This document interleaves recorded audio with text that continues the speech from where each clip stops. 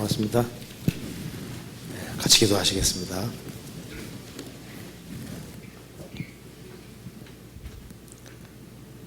저희를 사랑하시는 하나님 아버지 감사합니다.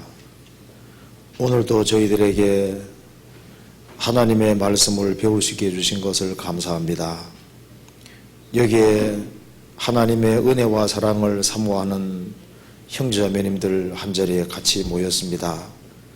이 가운데 주 성령께서 함께 해주시고 우리의 마음을 열어주시고 생각을 열어주시고 하나님의 말씀의 뜻을 깨달아 알 수 있는 지혜를 허락해 주옵소서.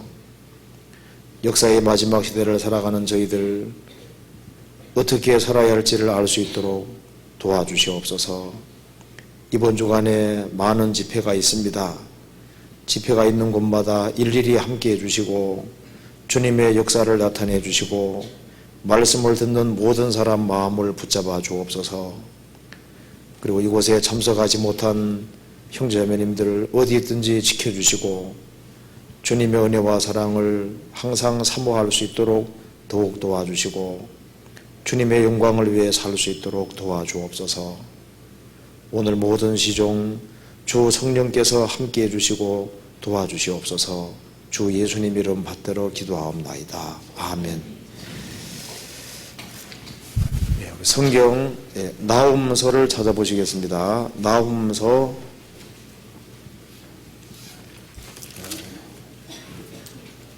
1장입니다. 1장 1절입니다.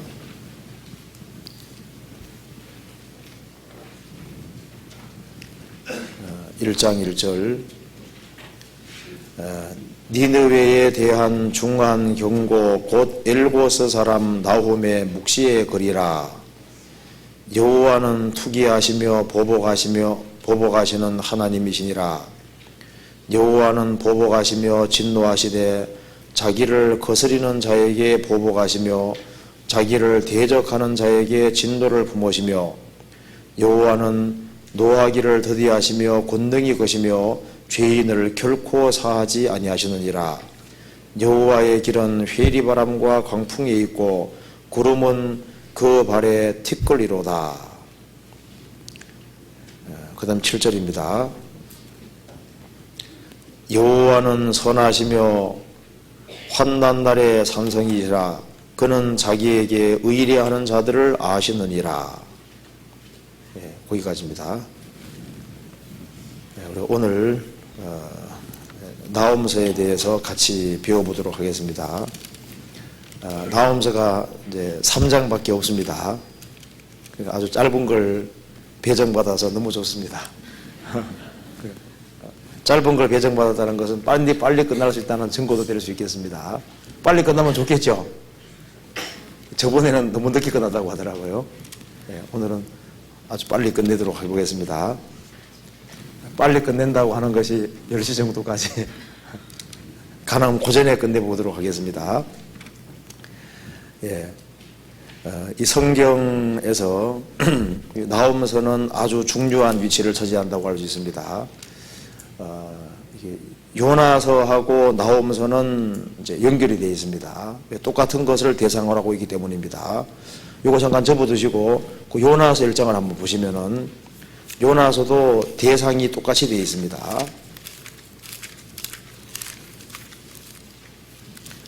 요나서 1장에 보면은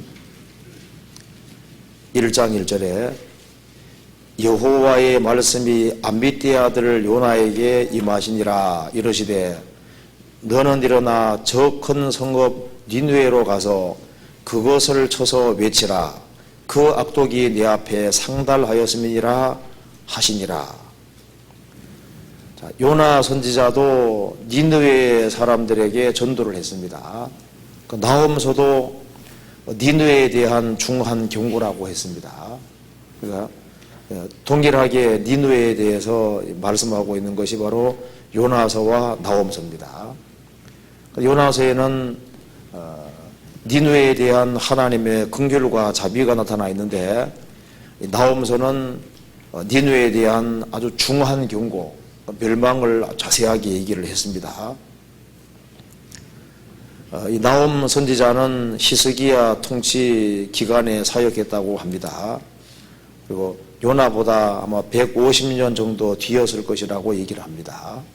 그러니까 요나 전도를 통해서 니느웨 사람들이 회개하고 그리고 꽤 오랫동안 바르게 살라고 했던 것 같아요. 그런데 나중에는 완전히 하나님을 등지는 길을 택한 것으로 보입니다. 오늘은 여기 프린트물을 볼 생각하지 마시고요. 제가 설명하는 것만 잘 들으시면 되겠습니다. 프린트물은 집에서 공부하시고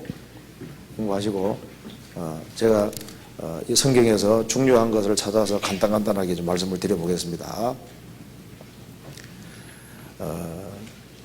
이 나홈서는 하나님이 이 긍휼과 자비를 베푸시는 하나님 모습이 아니고 아주 무서운 하나님의 모습으로 여기에 그려지고 있습니다. 그래서 요나서와 나홈서는 완전히 대조적인 겁니다. 요나서는 구원이 주제고 나홈서는 심판이 주제로 되어 있습니다. 그래서 이 나홈서는 아주 무서운 내용으로 일관되어 있습니다. 그리고 니느웨 사람들이 왜 심판을 받아야 하는지 그 이유를 분명하게 말씀을 해주고 있습니다. 나홈서 1장 2절에 보시겠습니다. 여기에 처음 시작부터가 아주 무서운 분으로 나옵니다. 여호와는 투기하시며 보복하시는 하나님이시니라. 여호와는 보복하시며 진노하시되 자기를 거스리는 자에게 보복하시며 자기를 대적하는 자에게 진노를 품으시며, 그리고 여호와는 노하기를 더디하시지만은 형벌 받을 죄인에 대해서는 결코 사하지 아니하시고 형벌 받을 사람은 하나님께서 반드시 심판을 하신다는 겁니다. 3절을 같이 읽겠습니다.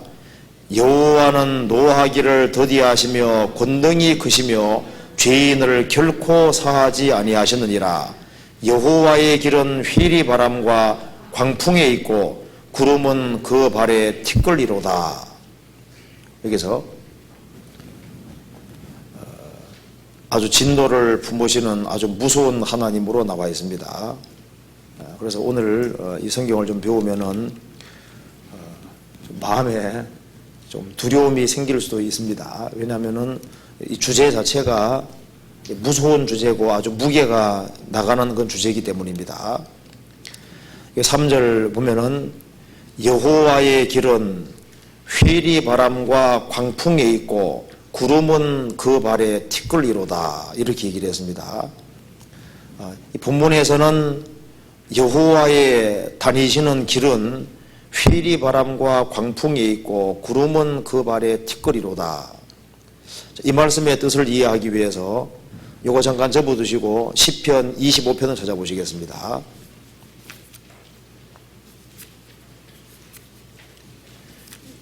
시편 25편 10절을 보시겠습니다.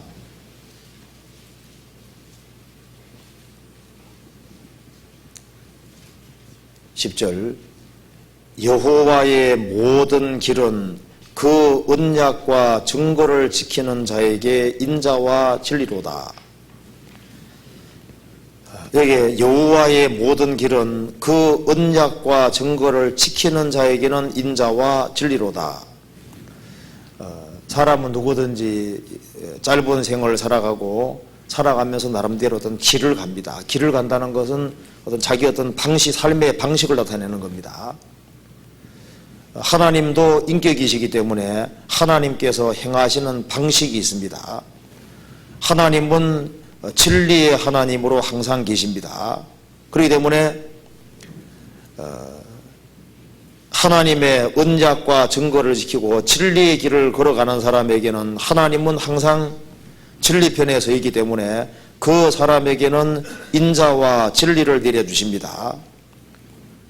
그에 반해서 하나님은 항상 거룩하신 분이고 진리 가운데 계시기 때문에 여호와를 거스리는 사람, 그 사람에게는 하나님은 항상 대적자로 계시는 거예요.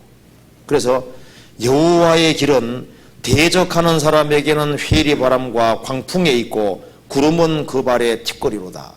하나님을 끝까지 대적하는 사람에게는 회리바람, 광풍 무섭잖아요. 그리고 구름은 그 발의 틱거리로다. 아주 무서운 모습으로 나타나셔서 아주 무섭게 심판하시는 심판주 모습이라는 것을 말했습니다. 이 아시리아 사람들이 요나 전도를 듣고 회개했을 때는 하나님께서 그들에게 그 인자와 진리를 보내시고 그들을 축복해 주셨습니다. 그런데 이 니느웨 사람들이 끝까지 하나님을 등지는 길을 택하고 이제 회개의 가능성을 완전히 넘어섰을 때는 이제는 하나님께서 보복하시는 하나님, 이제 회개할 수 있는 그런 길이 없다고 판단될 때는 하나님은 회리바람과 광풍의 모습으로 아주 심판하시는 무서운 모습으로 오셔서 이 대적자들을 완전히 밟아버리는 겁니다. 나오면서는 하나님은 니느웨에 대해서 결코 용서하지 아니하시고 니느웨를 철저하게 심판하실 모습을 이렇게 보여주고 있는 겁니다. 그래서 여호와의 길은 대적하는 사람에게는 회리바람과 광풍이 있고 구름은 그 발의 틱거리로다. 하박국서 3장 보시겠습니다. 하박국서 3장 6절입니다.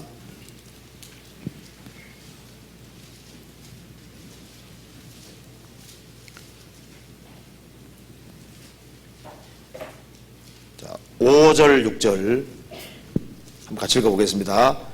온역이 그 앞에서 행하며 불덩이가 그 발 밑에서 나오도다. 그가 서신적 땅이 진동하며 그가 보신적 열국이 전율하며 영원한 산이 무너지며 무궁한 작은 산이 엎드러지나니 그 행하심이 예로부터 그러하시도다. 하나님을 대적하는 사람들에 대해서는 하나님께서 나타나실 때 여기 말씀한 대로 온역이 그 앞에서 행하며 불덩이가 그 발 밑에서 나오도다. 그가 서신적 땅이 진동하며 그가 보신적 열국이 전율하며 영원한 산이 무너지며 무궁한 작은 산이 엎드러지나니 그 행하심이 예로부터 그러하도다. 하나님이 심판하실 때 그 심판이 얼마나 장엄하고 두렵고 무서운지 열국이 전율하고 하나님이 심판하실 때는 아주 무자비하게 심판하시는 모습을 말하고 있습니다. 하나님을 이길 사람은 없습니다. 그래서 하나님께서는 대적하는 사람에게는 소멸한 불로 나타나셔서 무섭게 심판을 하시는 겁니다. 신명기 4장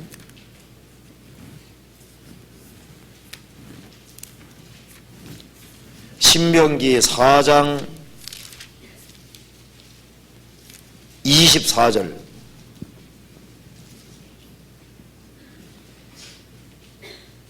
내 하나님 여호와는 소멸하는 불이시요 질투하는 하나님이시니라.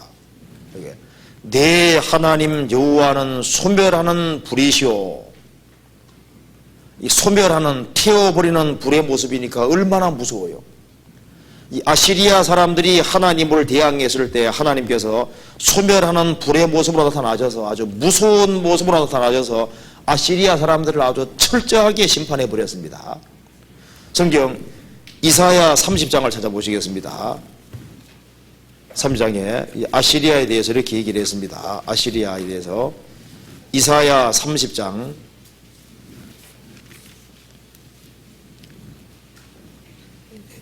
27절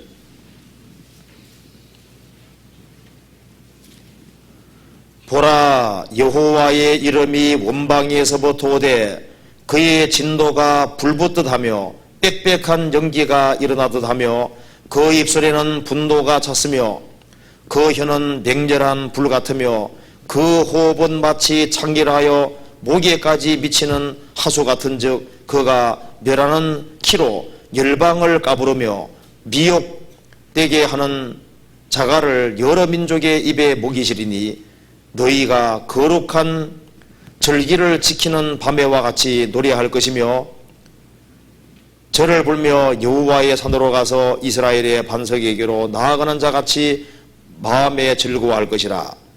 여호와께서 그 장엄한 목소리를 듣게 하시며 혁혁한 진노로 그 팔에 치심을 보이시되 맹렬한 화염과 폭풍과 폭우와 우박으로 하시리니 여호와의 목소리에 앗수르가 낙담할 것이며 주께서는 막대기로 치실 것인데 여호와께서 예정하신 몽둥이를 앗수르 위에 더하며 때마다 소고를 치며 수금을 탈 것이며 그는 전쟁 때 팔을 들어 그들을 치시리라.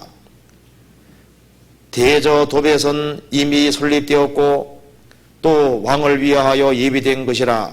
깊고 넓게 하였고 거기 불과 많은 나무가 있은즉 여호와의 호흡이 유황개천 같아서 이를 사르리라.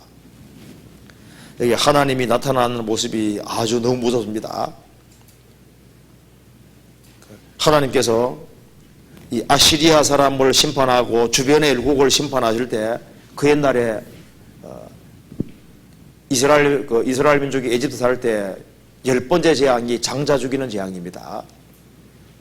그 장자 죽이는 재앙 그날 이스라엘 백성들은 유월절을 향해 피안해서 안심했지만은 에집트 사람들 장자가 다 죽었잖아요. 그것처럼 하나님을 대적하는 사람에게 맹렬한 화염과 폭풍과 폭우와 우박으로 하시리니, 그래서 하나님께서 이 아수르 사람들을 아주 무자비하게 심판하실 것이다. 그대로 심판을 했습니다. 이스라엘 백성들이 그리스도를 배척했을 때 하나님께서 맹렬한 불의 모습으로 오셔서 이스라엘 민족을 어떻게 심판하실 것인지가 기록이 되어 있습니다. 신명기 29장 찾아봅시다. 신명기 29장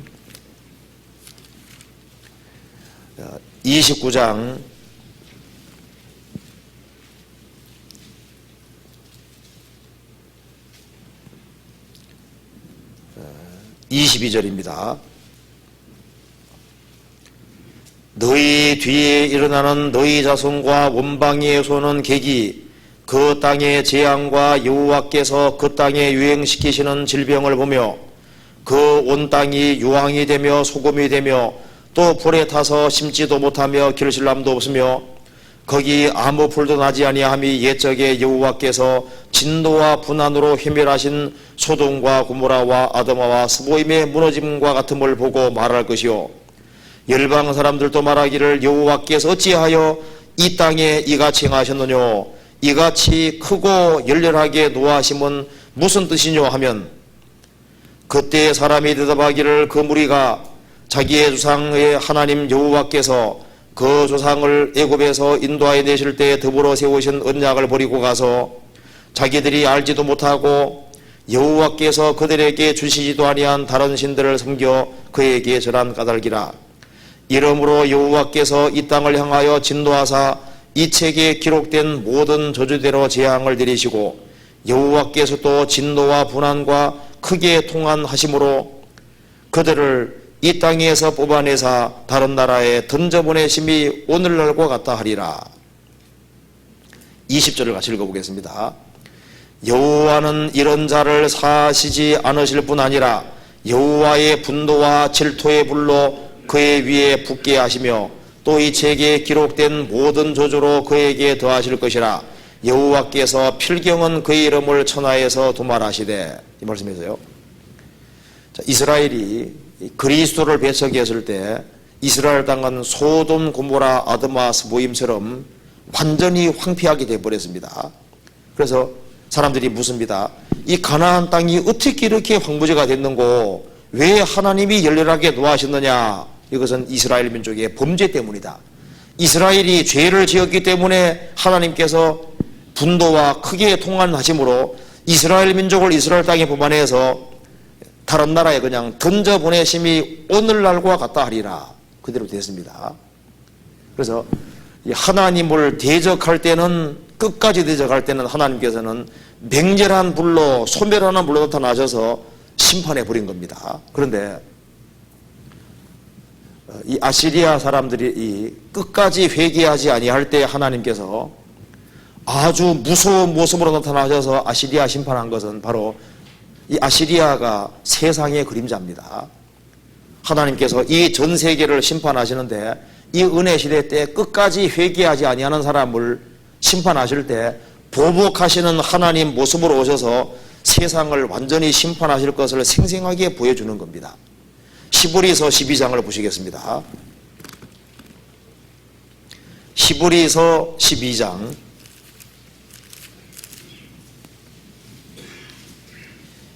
25절부터 29절까지 26절부터 29절까지 같이 읽어보겠습니다.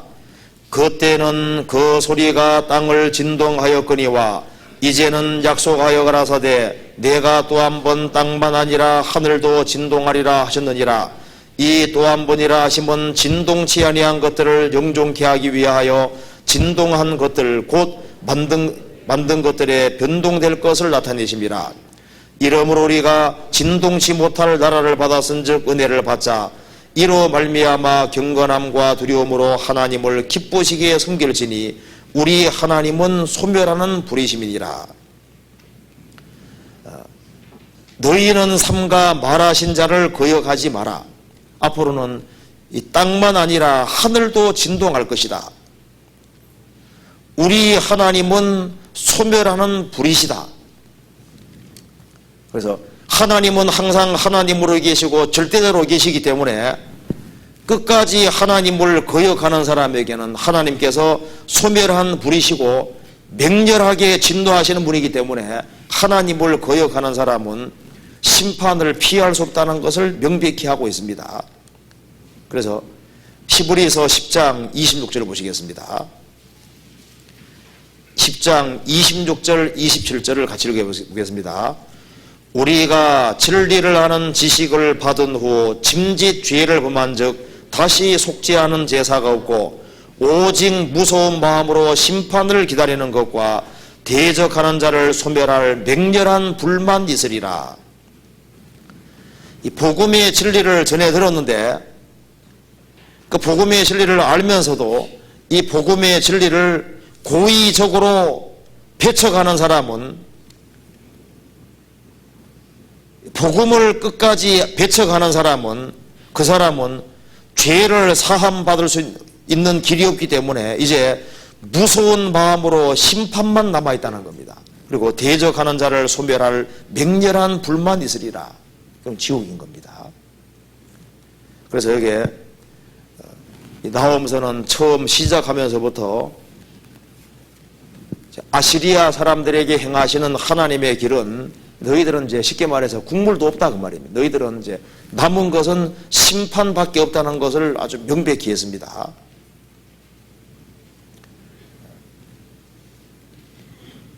나홈서 1장 봅시다. 그래서 여기 나홈서 1장에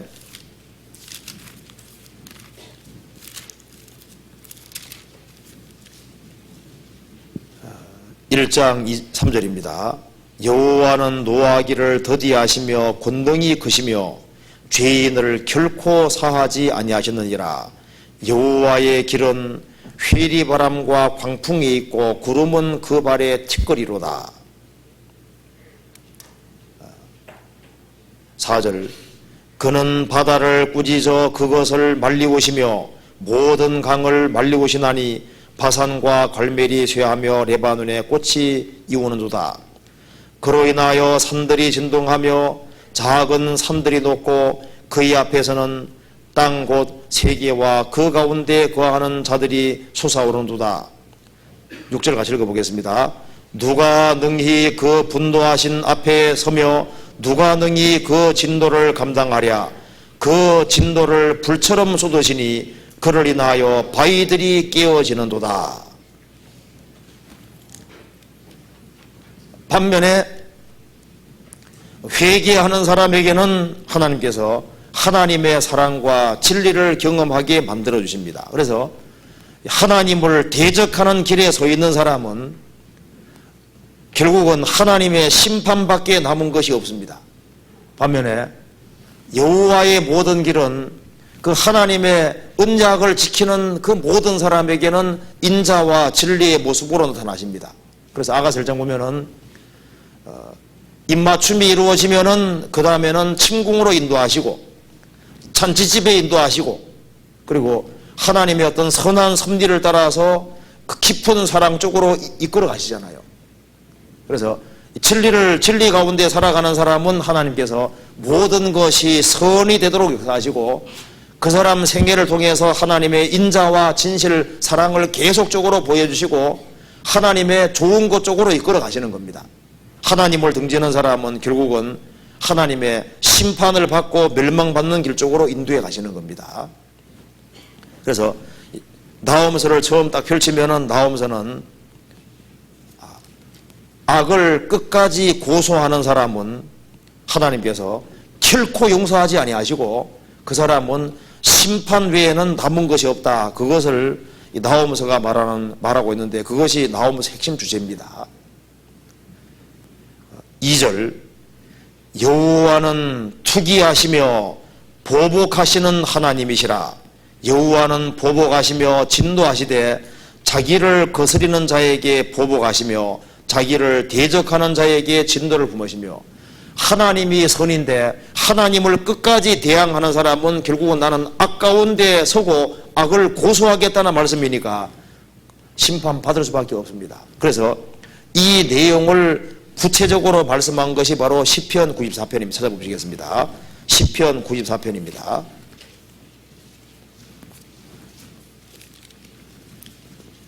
(94편) 1절입니다.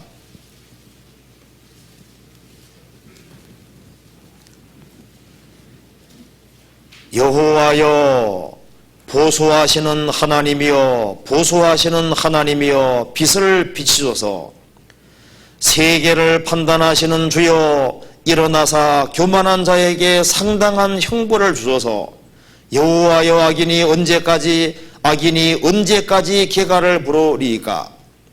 저희가 짓거리며 오만이 말을 하오며 죄악을 행하는 자가 다 자긍하니이다.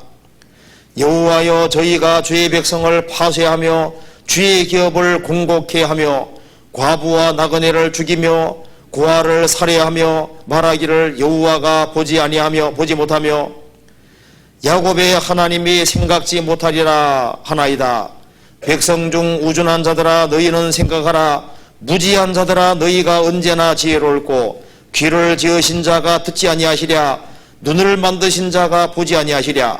열방을 징벌하는 자 곧 지식으로 사람을 교훈하시는 자가 칭치치 아니하시랴. 여호와께서 사람의 생각의 허무함을 아시느니라. 여기에 시편 기자가 말했습니다. 자, 하나님은 틀림없이 정의로운 분이고 악에 대해서는 항상 대항하시는 분이니까 악에 대해서 보수하시는 하나님이 명백하다는 겁니다. 그리고 악에 대해서는 아주 정당하게 판단하시는 분입니다. 그런데 아직까지 심판하지 않고 있다는 겁니다. 그래서 여호와여 악인이 언제까지 개가를 부르오리이까. 언제까지 하나님께서 정의를 행사하지 않으실 겁니까? 이제 그걸 묻고 있습니다. 하나님은 항상 정의로운 분입니다. 의로운 분이기 때문에 악을 고소하는 사람은 절대 심판을 피할 수 없다는 것이 역사가 증명하고 있는 겁니다. 심판이 있다는 증거는 얼마든지 있습니다. 사람에게 양심을 주셨다는 것은 심판이 있다는 명백한 증거가 됩니다. 사람들의 은밀한 것을 심판하시는 그날에 양심이 증거가 된다고 했습니다. 짐승은 양심이 없으니까 심판이 없는 겁니다. 사람에게 양심이 있다는 것은 심판이 있다는 명백한 증거입니다. 하나님께서 매년 농사 짓는 과정을 통해서 알곡은 모아서 창고에 집어넣고 쭉정이는 불에 태웁니다. 그걸 통해서 하나님의 생명을 받은 알곡은 천국 창고로 가고 하나님의 생명을 얻지 못하는 쭉정이는 꺼지지 않는 지옥불에 들어간다는 것을 매년마다 보여주고 있는 겁니다. 그리고 심판이 있다는 명백한 또 한 가지 증거는 우리가 하나님의 아들이 되고 나면은 하나님의 아들이 그릇되게 행할 때 하나님 아들이 대해서 뭐가 있습니까? 명백한 징계라는 게 있잖아요. 하나님의 아들에게 징계가 있다는 것은 구원받지 아니하는 이 죄인에게는 무서운 심판과 형벌이 있다는 명백한 증거가 되는 겁니다. 하나님의 아들에게 징계도 있고 하나님의 아들이 된 사람도 이 세상을 살아가는 가운데 많은 시련과 환난을 겪게 하신다면은 이 하나님을 등지고 이 세상에 성통하게 산 사람들, 그런 사람을 하나님께서 그냥 두실 리가 있느냐? 그냥 두지 않는다고 했습니다. 데살로니가후서 1장 보시겠습니다. 이건 좀 이따 말씀드릴 겁니다. 데살로니가후서 1장 보시겠습니다.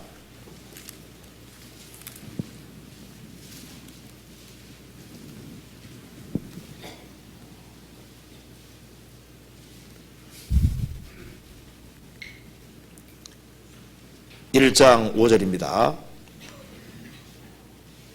이는 하나님의 공의로운 심판의 표요 너희로 하여금 하나님 나라에 합당한 자로 여기심을 얻게 하려 함이니 그 나라를 위하여 너희가 또한 고난을 받느니라.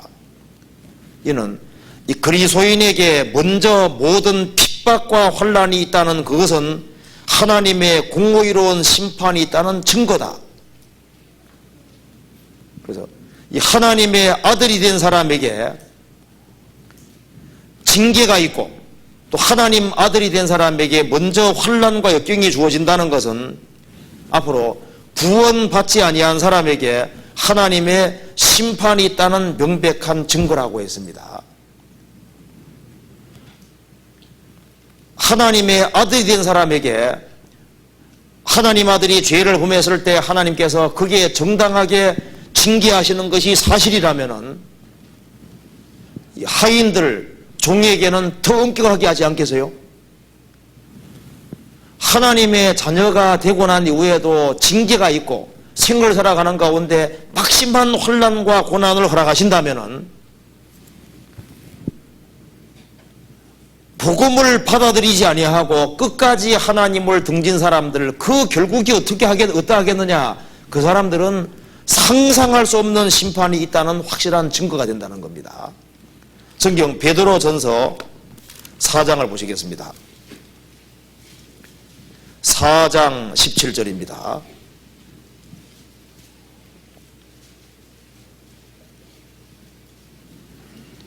하나님의 집에서 심판을 시작할 때가 되었나니 만일 우리에게 먼저 하면 하나님의 복음을 순종치 아니하는 자들의 그 마지막이 어떠하며 또 의인이 겨우 구원을 얻으면 경건치 아니한 자와 죄인이 어디서리요. 그러므로 하나님의 뜻대로 고난을 받는 자들은 또한 선을 행하는 가운데 그 영혼을 믿보신 조물주께 부탁할지어다. 베드로 사도는 이제 얼마 후에 네로 황제가 그리스도인들을 박해함으로 그리스도인들이 사자의 밥이 되고 화형을 당하고 말할 수 없는 순교를 당한다는 것을 지금 미리 보면서 쓰는 말입니다. 여기에 하나님의 집에서, 교회에서 심판을 시작할 때가 되었다. 그래서 그리스도인들을 막 잡아가고 할 때 누가 진짜 믿는 사람인지 안 믿는 사람인지 드러나게 되는 겁니다. 그래서 한때 믿는 것처럼 보이지만은 네로 황제가 박해할 때 그때 가짜로 드러난 사람들이 많이 있었습니다. 하나님의 집에서 심판을 시작할 때가 되었나니 만일 우리에게 먼저 하면 하나님의 아들이 된 사람에게도 징계도 있고 혼란도 있고 초대교회 당시에 사자의 밥이 되기도 하고 화형을 당하기도 하고 많은 순교를 당하기도 했습니다. 하나님의 아들이 된 사람에게도 이런 일을 허락하신다면은 하나님의 복음을 순종치 아니하는 자들의 그 마지막은 어떠하겠느냐? 하나님의 자녀가 된 사람도 하나님께서 화형당하는 그런 것도 허락하시고 사자에게 찢기고 짐승에게 찢기는 그런 것도 하나님께서 허락하신다면은 아들에게도 이런 것을 허락하신다면은 하나님의 복음을 순종치 아니한 그 사람들의 마지막이 어떠하겠느냐? 또 의인이 겨우 구원 얻으면 우리가 영혼 구원을 얻은 사람이 주님 앞에 갈 때까지 생을 살아가는 게 쉽지 않잖아요. 그리스도인이란 이유 때문에 멸시를 당하기도 하고 핍박을 받기도 하고 많은 불이익을 당합니다. 그리고 주님 앞에 잘못 행할 때 징계를 받기도 하고 심지어 순교당하기도 하고 이 세상에서 버림받는 많은 일들이 있는데, 그래서 천국까지 가는 길이 너무너무 어려운 거기 때문에 의인이 겨우 구원을 얻는다고 말한 겁니다. 초대교회 당시에는 신앙을 지킨다는 건 훨씬 더 어려웠습니다. 목숨 내놓지 않으면 신앙을 못 지키는 시대입니다. 의인이 겨우 구원을 얻으면 경건치 아니한 자와 죄인이 어디 서리요. 그러므로 하나님의 뜻대로 고난을 받는 자들은 또한 선을 행하는 가운데 그 영혼을 미쁘신 종물주께 부탁할지어다. 그리스도인들이 징계받을 때, 또 막심한 어려움을 당할 때 하나님의 아들인 나에게도 이런 걸 허락하신다면은 하나님의 아들이 되지 아니한 사람이 얼마나 큰 심판을 받겠느냐, 그걸 오히려 생각하라고 얘기했습니다. 역사 속에 있었던 심판은 심판이 있다는 명백한 증거입니다. 이 성경 속에 기인이 아까운 데 치달을 때 하나님께서 어떻게 심판하셨는지가 기록되어 있잖아요. 이세벨은 한때는 잘 됐습니다. 그런데 이세벨이 철저하게 파멸당한 거 아시죠? 내시들이 그냥 던져서 이세벨은 땅에 떨어지면서 몸이 조각이 나고, 그리고 개들이 뜯어먹은 거 아시죠? 한때는 번창했지만은 하나님에 의해서 아주 무서운 심판을 받았습니다. 하나님을 대적하던 도시들이 성경에 기록된 대로 망했습니다. 이 성경 말씀대로 나라가 정확히 흥하고 망했습니다. 역사 속에서 심판이 항상 있어 왔습니다. 그것은 죽음 뒤에 심판이 있다는 명백한 증거입니다. 악인이 언제까지 그렇게 작용할 겁니까? 성경에 언제까지인지가 답이 나와 있습니다. 시편 94편 보시겠습니다. 94편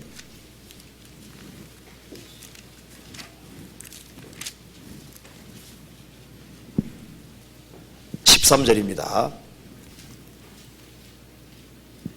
이런 사람에게는 환난의 날에 벗어나게 하사 악인을 위하여 구덩이를 팔 때까지 평안을 주시리이다. 여호와께서는 그 백성을 버리지 아니하시며 그 기업을 떠나지 아니하시리로다. 15절 같이 읽겠습니다. 판단이 의로 돌아가리니 마음이 정직한 자가 다 조철이로다. 여기서 12절에 여호와여 주의 징벌을 당하며 주의 법으로 교훈하심을 받는 자가 복이 있나니, 이런 사람에게는 평안을 주시는데, 환난을 벗어나게 하는데, 악인을 위하여는 구덩이를 팔 때까지입니다. 악인은 언제까지 번창하냐면은 악인을 위한 구덩이를 팔 때까지, 하나님께서 구덩이 팔 때까지만 평안하게 해주시다가 구덩이에 다 파면은 어떻게 하는 겁니까? 하나님께서 초자연적으로 개입해서 순식간에 심판해서 구덩이 속에 탁 집어넣어 버리는 거예요. 의인은 고난을 당하는 것처럼 보이지만은 하나님께서 그걸 벗어나게 해주시고 결국은 평안을 주시고, 악을 행하는 사람은 번창하는 것처럼 보이는데 언제까지냐? 성경에 말씀하기를 악인을 위해서 구덩이를 팔 때까지입니다. 구덩이 다 파면은, 악인을 묻을 수 있는 구덩이를 다 파면은 그때는 하나님께서 한번 딱 치시면은 그냥 멸망하는 거예요. 판단은 의로 돌아가게 될 것이다. 왜 사필 규정이 되냐 하면 하나님이 살아 계시기 때문입니다. 하나님은 항상 정의로운 분이고 의로운 분으로 계시기 때문에 불의를 행하는 것은 무너질 수밖에 없어요. 열대지방에서 살던 사람이 여름에 한국에 왔다 합시다. 아, 한국도 덥구나. 그리고 집 만든다면 어떻게 만들까요? 겨울에 있는지 모르면은 여름 집만 생각하고 지을 겁니다. 근데 한국 사람들은 겨울 올 걸 아니까 그것까지 대비해서 있잖아요.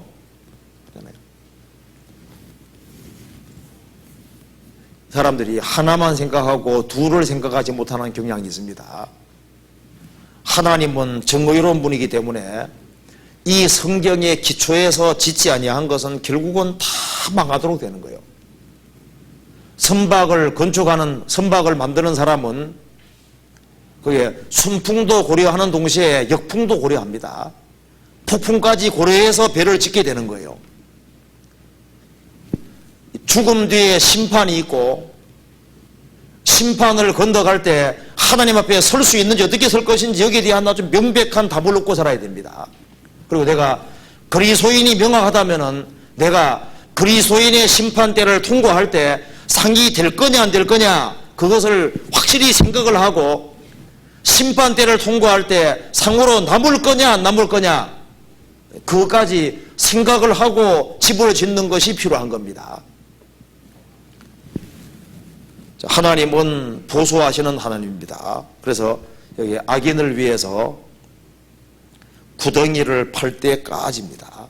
다 파면은 그냥 탁 묻어버리는 거예요. 성경 나홈서 1장 보시겠습니다. 나홈서 1장에 하나님께서 이 아시리아 사람들을 위해서 무덤을 준비했습니다. 나홈서 1장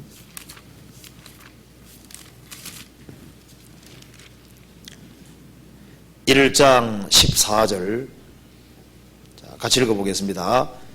나 여호와가 내게 대하여 명하였나니 내 이름이 다시는 전파되지 않을 것이라. 내가 내 신들의 집에서 새긴 우상과 부은 우상을 멸절하며 내 무덤을 예비하리니 이는 내가 비루함이니라. 하나님 말씀하셨습니다. 아시리아 사람들, 이제 너희들은 더 이상 가능성이 없다. 그래서 이 사람이 죽게 되면은 무덤 속으로 들어가야 되는 것처럼 니느웨는 결국은 심판을 받고 멸망을 받아야 되기 때문에 내가 너희의 무덤을 예비하리니 이는 내가 비루함이니라. 그래서 이 말씀대로 니느웨 사람들은 바벨론과 그리고 메디 사람 연합군에 침공받아서 그 당대 사람들이 아주 무지하비하게 죽임당했고, 하나님께서 나중에 이 니느웨 성 자체를 그냥 덮어버렸습니다. 그래서 니느웨는 지구상에 사라졌잖아요. 그래서 학자들이 이 성경에는 아시리아라는 나라가 있었고 니느웨가 있었다고 하는데 니느웨가 없어져 버린 거예요. 그러다가 1800년대에 들어와서 니느웨가 발굴됨으로써 니느웨가 땅속에 묻힌 것이 다 드러난 겁니다. 하나님 말씀하셨습니다. 내 무덤을 예비하리니 이는 내가 비루함이니라. 하나님께서는 곁길로 가는 사람에게는 가시를 주시고 올무를 주십니다. 그래서 끝까지 하나님을 등지는 사람에게는 하나님께서 무덤을 준비해놨는데 구덩이가 딱 준비되어 있는 거예요. 범죄한 천사들을 위해서는 무적인이 준비되어 있었습니다. 그리고 이 하나님 말씀을 끝까지 어기는 사람을 위해서 하나님께서 저 깊은 음부는 음부 구덩이, 맨비처럼 말씀대로 음부는 깊은 구덩이입니다. 깊은 구덩이. 무적행은 바닥이 없는 구덩이입니다. 내 무덤을 예비하리니 이는 내가 비루합니다. 이것은 하나의 그림자에 불과하고, 이것은 하나님의 말씀을 거역하는 사람은 아주 깊은 구덩이가 준비되어 있다는 것을 성경이 알게 해주고 있는 겁니다. 자, 성경 누가복음 9장을 보시겠습니다.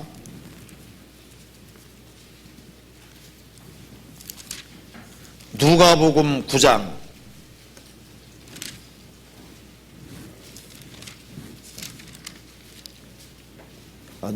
8장 31절을 보시겠습니다. 31절에 무적행으로 들어가라 하지 마시기를 강구하더니, 여기 군대 귀신 들린 사람이 군대 귀신 들렸는데 군대 귀신이 얘기했습니다. 예수님께서 나오라 그러니까 제발 우리를 무적행에 보내주지 마십시오. 귀신이 무적행이 있다는 걸 압니다. 무적행. 이 바닥 없는 구덩이입니다. 예수님께서 지상 재림하시면은 이 범죄한 천사들, 마귀들을 천동안 어떻게 하시는지 아시죠? 1000년 동안 전부 다 무적행에 집어 던져버리고 그리고 입구를 막아버린다고 되어 있잖아요. 무적행. 요한계시록 20장 보시겠습니다. 요한계시록 20장 1절.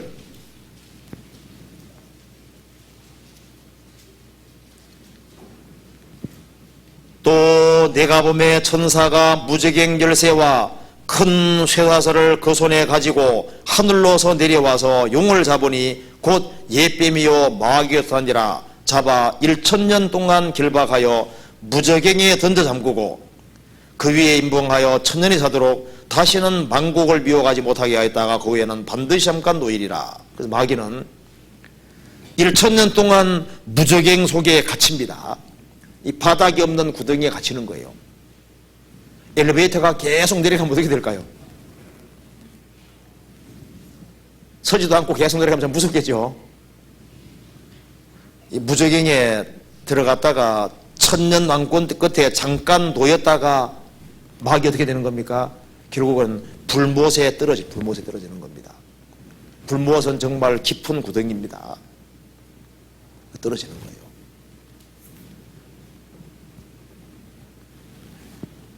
구원받지 아니한 사람도 마찬가지입니다. 음부가 구덩이라고 돼요. 음부가 구덩이라 있습니다. 하나님께서 이 음부 구덩이를 준비해 두시고 그리고 역대 구원받지 아니한 모든 사람을 보내기 위해서 깊은 불 구덩이를 만들어 두셨는데 그것이 불못이에요. 불못. 내 무덤을 예비하리니 이는 내가 비로함이니라. 하나님께서 이 아시리아 사람들이 끝까지 하나님을 등지고 폐역하는 길을 택했기 때문에 하나님께서 아시리아 무덤을 딱 준비하신 겁니다. 우리가 세계사를 펼치면은 이제 바벨탑 사건이 있고 난 이후에 첫 번째 문명이 수메르 문명이라고 얘기합니다. 수메르 문명. 수메르, 아카드, 고바벨로니아, 그 다음에 번창한 것이 아시리아입니다. 기원전 한 1200년부터 해서 한 600년 동안 세계에 군림했습니다. 그래서 세계 최초로 이 아시리아가 이 오리엔탈을 이게 통일한 겁니다. 통일한 거예요. 한 600년 동안 다스렸는데 잔인하기가 그렇게 잔인할 수가 없습니다. 이 아시리아 사람들은 잔인함으로 특별히 유명한 민족인 거예요. 그래서 정복한 민족들을 너무나도 잔인하게 다스리고 세금을 싹싹 걷어들이고 그렇게 해서 반란이 일어나게 되고 결국은 하나님께서 심판받는 걸 허락하신 겁니다. 니느웨는 이 성경에 기록한 대로 심판받았습니다. 그래서 기원전 612년에 바벨론과 메디아 연합군이 아시리아 사람들을 쳐들어왔습니다. 근데 아시리아 사람들은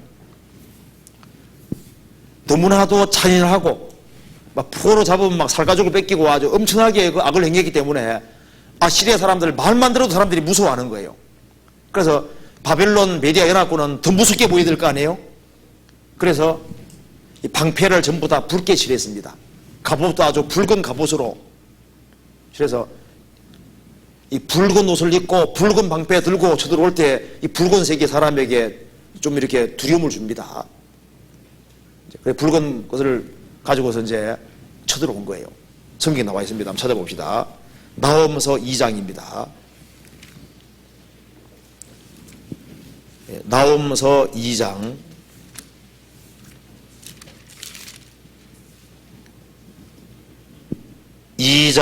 3절입니다.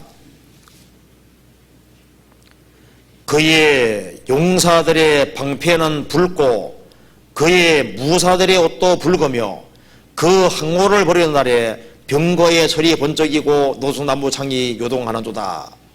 여기서 이 바벨론과 메디아 연합군이 이제 기원전 612년 여름에 니느웨를 공격했습니다. 그래서 붉은 방패를 가지고 붉은 옷을 입고 아주 엄정하고 아주 무서운 모습으로 쳐들어왔습니다. 쳐들어왔는데 이거 하나님께서 도와주셔서 바벨론하고 메디아가 이긴 겁니다. 하나님께서 어떻게 멸망할 것인지를 미리 말씀했습니다. 1장 보시겠습니다. 1장 8절 같이 읽어보겠습니다. 그가 범람한 물로 그것을 진멸하시고 자기 대적을 흑암으로 쫓아내시리라. 하나님께서 범람한 물로 그곳을 진멸하실 것이다. 니느웨 성을 방어하기 위해 조성한 운하의 수문을 하나님께서 창길한 홍수로 수문을 파기시켜 버렸습니다. 그래서 이제 군대가 쉽게 성 안에 밀고 들어갈 수 있었고, 그래서 왕궁을 불태워버리고 이 성경에서 말씀한 대로 정복을 할 수 있게 됐습니다. 하나님께서 범람한 물로 그곳을 진멸하실 것이다. 이 말씀이 그대로 이루어진 겁니다. 나홈서 2장 6절, 강들의 순문이 열리고 왕궁이 소멸되며 정병대로 왕후가 벌거벗은 몸으로 끌려가며 그 모든 시녀가 가슴을 치며 비둘기같이 슬며노도다. 이 말씀대로 강들의 수문, 니느웨 성을 방어하기 위해서 조성한 운하의 수문들이 창길한 홍수로 코세르 강이 범람하면서 부서진 거예요. 강들의 수문이 열리고 왕궁이 불타버리고 다 붙잡혀간 겁니다. 8절, 니느웨는 예로부터 물이 모인 곳 같으니 이제는 모두 도망하니 서라 하나 돌아보는 자가 없도다.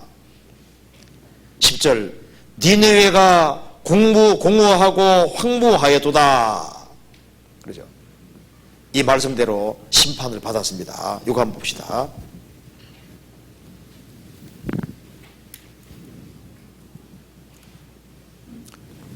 바로 여기가 이 아시리아 제국입니다. 아시리아 제국인데 이 아시리아의 수도 니느웨가 바로 여기입니다.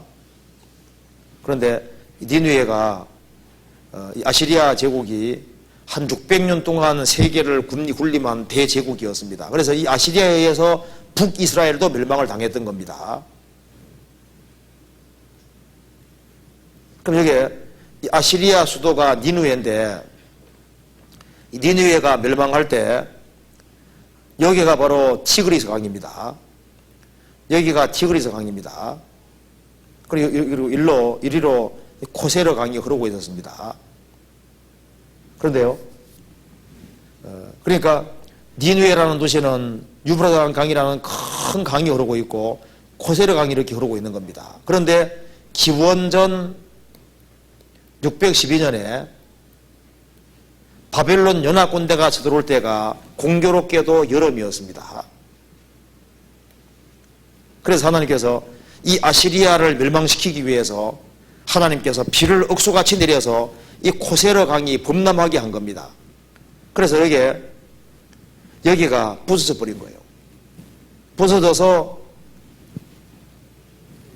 군대들이 이리로 쉽게 쳐들어올 수 있어서, 그래서 니느웨가 심판을 받았고, 성경대로 심판을 받았고, 이것이 1830년대인가 40년대 그때 이제 처음으로 한 농부에 의해서 알게 된 겁니다. 그래서 이게 다 드러나게 된 거예요. 성경 봅시다. 스바냐 2장 13절입니다. 1308페이지입니다.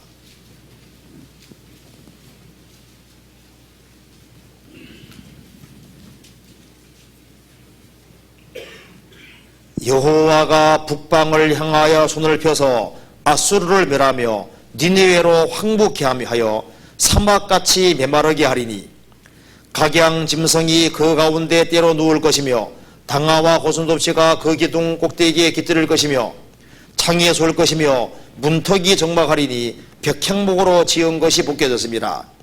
이는 기쁜 성이라 염려 없이 거하며 심중히 이르기를 오직 나만 있고 나 외에는 다른 이가 없다 하더니 어찌 같이 황무하여 들짐승에 엎드릴 곳이 되었는고 지나가는 자마다 치소하며 손을 흔들리로다.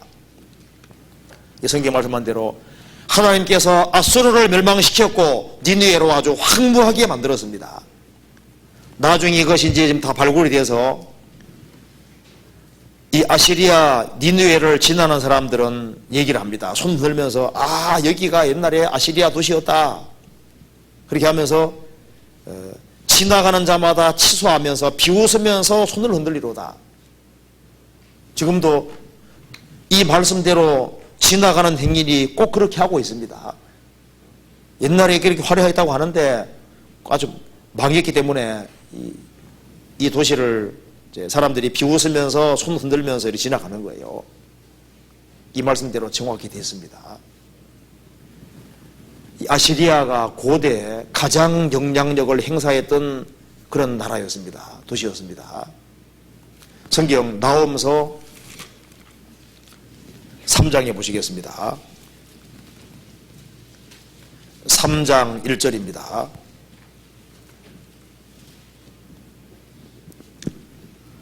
화이 있을진저 피의 성이여 그 속에서는 괴휼과 강포가 가득하며 늑탈이 떠나지 아니하는도다.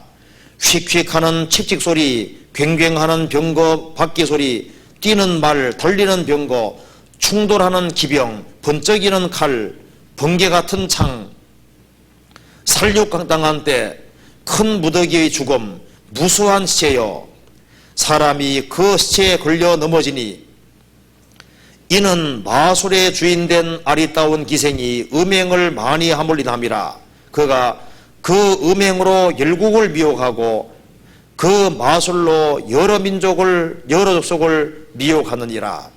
만군의 여호와의 말씀에 내가 내 대적이 되어서 내 치마를 걷어쳐 내 얼굴에 이르게 하고 내 벌거벗은 것을 열국에 보이며 내 부끄러운 것을 열방에게 보일 것이요 내가 또 가증하고 더러운 것을 내 위에 던져 능욕하여 너로 구경거리가 되게 하리니 그때 너를 보는 자가 다 내게 도망하여 하며 이르기를 니네가 황무하였도다. 누가 위하여 애곡하며 내가 어디서 너를 위로할 자를 구하리오 하리라 하시도다. 여기서요. 니느웨 사람들에게 하나님께서 화가 있다고 말씀하셨습니다. 그러면서 여기에 이 4절에 이는 마술의 주인된 아리따운 기생이 음행을 많이 하물리남이라. 그래서 그와 그 음행으로 열국을 미혹했다 이렇게 나와 있죠. 여기에 이 아시리아를 가리켜서 특별히 아시리아 중에서 이 니느웨라는 도시를 가리켜서 아리따운 기생이다 이렇게 얘기를 했습니다.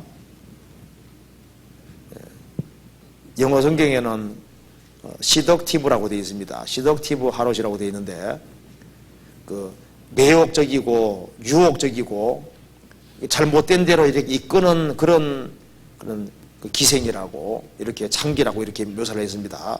그 음행으로 만국을 미혹하게 했다. 이것이 뭘 얘기를 하냐면은 이 아시리아 사람들이 자기만 망하는 게 하는 게 아니라 아시리아가 그 당시에 가장 번창한 나라고 그리고 니느웨는 핵심 도시니까 여기에 있는 문화와 문명 거기에 있는 그 모든 것들이 주변 민족이 같이 퍼져나가 버린 거예요. 그래서 그 잘못된 모든 것에 같이 미혹이 돼버린 겁니다. 여기에 아시리아의 문명과 세력을 가리켜서 아리따운 기생이라고 했습니다. 아시리아에는 많은 우상들이 있었습니다. 그리고 타락된 문화들이 있었고 거기에는 타락된 사람들을 끄는 힘이 있었던 거예요. 그래서 아시리아 도시에 들어와 본 사람들은 뭔가 아시리아는 사탄이 강하게 하고 있었기 때문에 거기에 딱 이끌리는 겁니다. 마음이 딱 붙잡히는 거예요. 아시리아에는 많은 볼거리가 있었습니다. 거기에는 아주 잔인한 피해 잔치가 있는 그런 잔혹한 도시였습니다.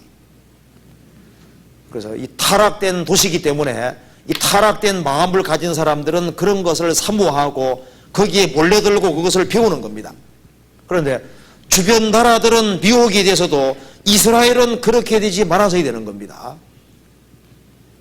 그런데 이스라엘 사람들도 그 남유다 사람들도 이 아시리아에 많은 미혹을 당했던 거예요. 그래서 아시리아의 우상을 받아들이고 아시리아의 문화를 받아들이고 그리고 아시리아의 잘못된 것을 받아들였습니다. 그렇게 해서 아시리아는 자기들만 망하는 것이 아니라 주변 나라들을 같이 망하게 했던 겁니다. 하나님 백성인 이스라엘과 유다 백성들은 하나님 안에서 기쁨과 즐거움을 찾아야 되는데 이 아시리아의 문명과 문화가 또 아시리아 어떤 우상, 아시리아 모든 것이 사람 마음을 잡아당겼던 겁니다. 그게 미혹이 돼가지고 이스라엘 민족도 같이 망하게 된 거예요.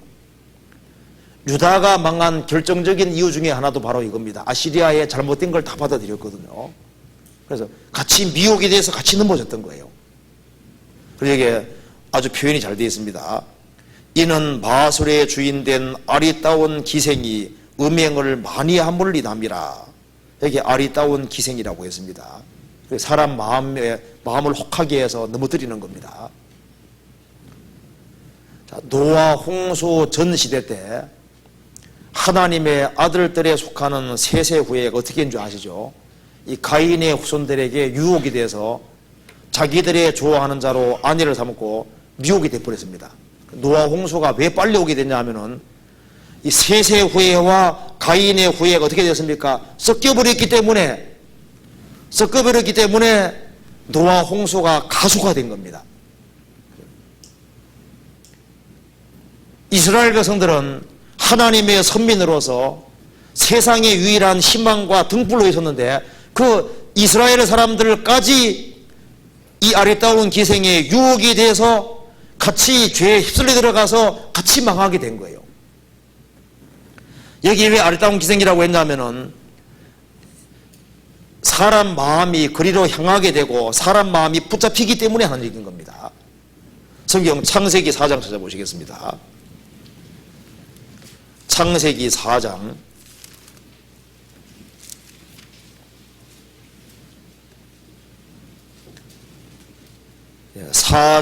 16절입니다.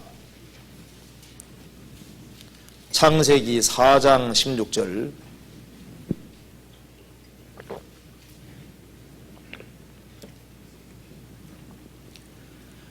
가인이 여호와의 앞을 떠나 나가 에덴 동편 놋 땅에 가했더니 아내와 동침하니 그가 잉태하여 에녹을 낳은지라. 가인이 성을 쌓고 그 아들 이름으로 성을 이름하여 에녹이라 하였더라.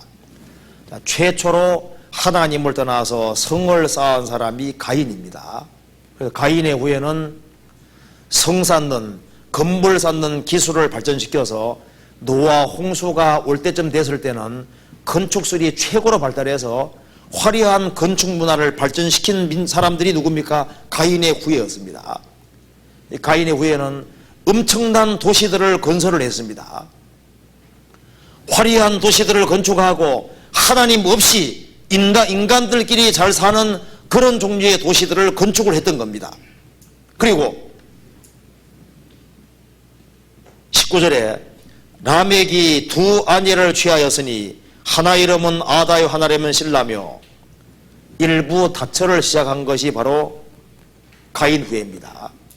그래서 아내를 여럿 거느리게 되고 일부 일처가 깨져버렸습니다. 그래서 이 결혼 제도에 파괴가 오고 결혼 제도를 파괴시킨 사람들이 누굽니까? 가인의 후예인 거예요. 우리 시대도 노아 시대 전 시대와 비슷해집니다. 우리 시대 건축 문화가 최고로 발달했잖아요. 이 고층 빌딩을 쌓는 기술은 옛날에 그렇게 많지 않았습니다. 인간들끼리 잘 살아보겠다고 이 도시를 건설하고 그 위에다가 엄청난 그런 건축 문화를 발전시키고 있습니다. 건축술이 최고로 지금 발달하는 시대가 우리 시대잖아요. 그리고 노아 시대에 바로 직전에 여기 일부 다처를 시작한 사람들이 가인의 후예고, 그래서 결혼 제도가 파괴되었습니다. 결혼제도를 파기시킨 사람들이 바로 이 사람들입니다. 20절에 아담은 야발을 낳았으니 그는 장막에 거하며 육축치는 자의 조상이 되었고, 원래 노아 홍수전에는 고기 먹는 것이 허락이 안 돼 있습니다. 그런데 이 결혼제도를 파기시킨 걸 봐가지고는 육축을 먹음으로써 이 세세 후에는 끝까지 농사만 지었다고 되어 있거든요. 가인의 후에는 이제 고기까지 먹으면서 이 음식 기술을 발전시켰을 거예요. 그래서 노아 홍수전에 뭐라 그랬습니까? 오로지 먹고 마시고 시집가고 장가가고, 그래서 요리 기술을 최고로 발달시킨 시대가 노아 시대였을 겁니다. 우리 시대에 정말 먹자판이죠. 우리 시대에 정말 왕처럼 먹습니다. 옛날에 왕도 못 먹은 걸 다 먹어보잖아요. 그렇죠? 음료수를 우리만큼 먹어본 시대가 없습니다. 그렇죠? 옛날에 무슨 캔 종류가 어디 있어요? 옛날 왕들이 여름에 그 얼음 같은 거 못 먹어본 사람들 많습니다. 옛날에 아이스크림이 어디 있어요? 이 가인의 후예가 음식 문화를 발전시켰습니다. 그리고 21절에 그 아우 이름은 유발이니 그는 수금과 퉁소를 잡는 모든 자의 조상이 되었으며, 그러니까 이 음악과 예술을 발전시킨 겁니다.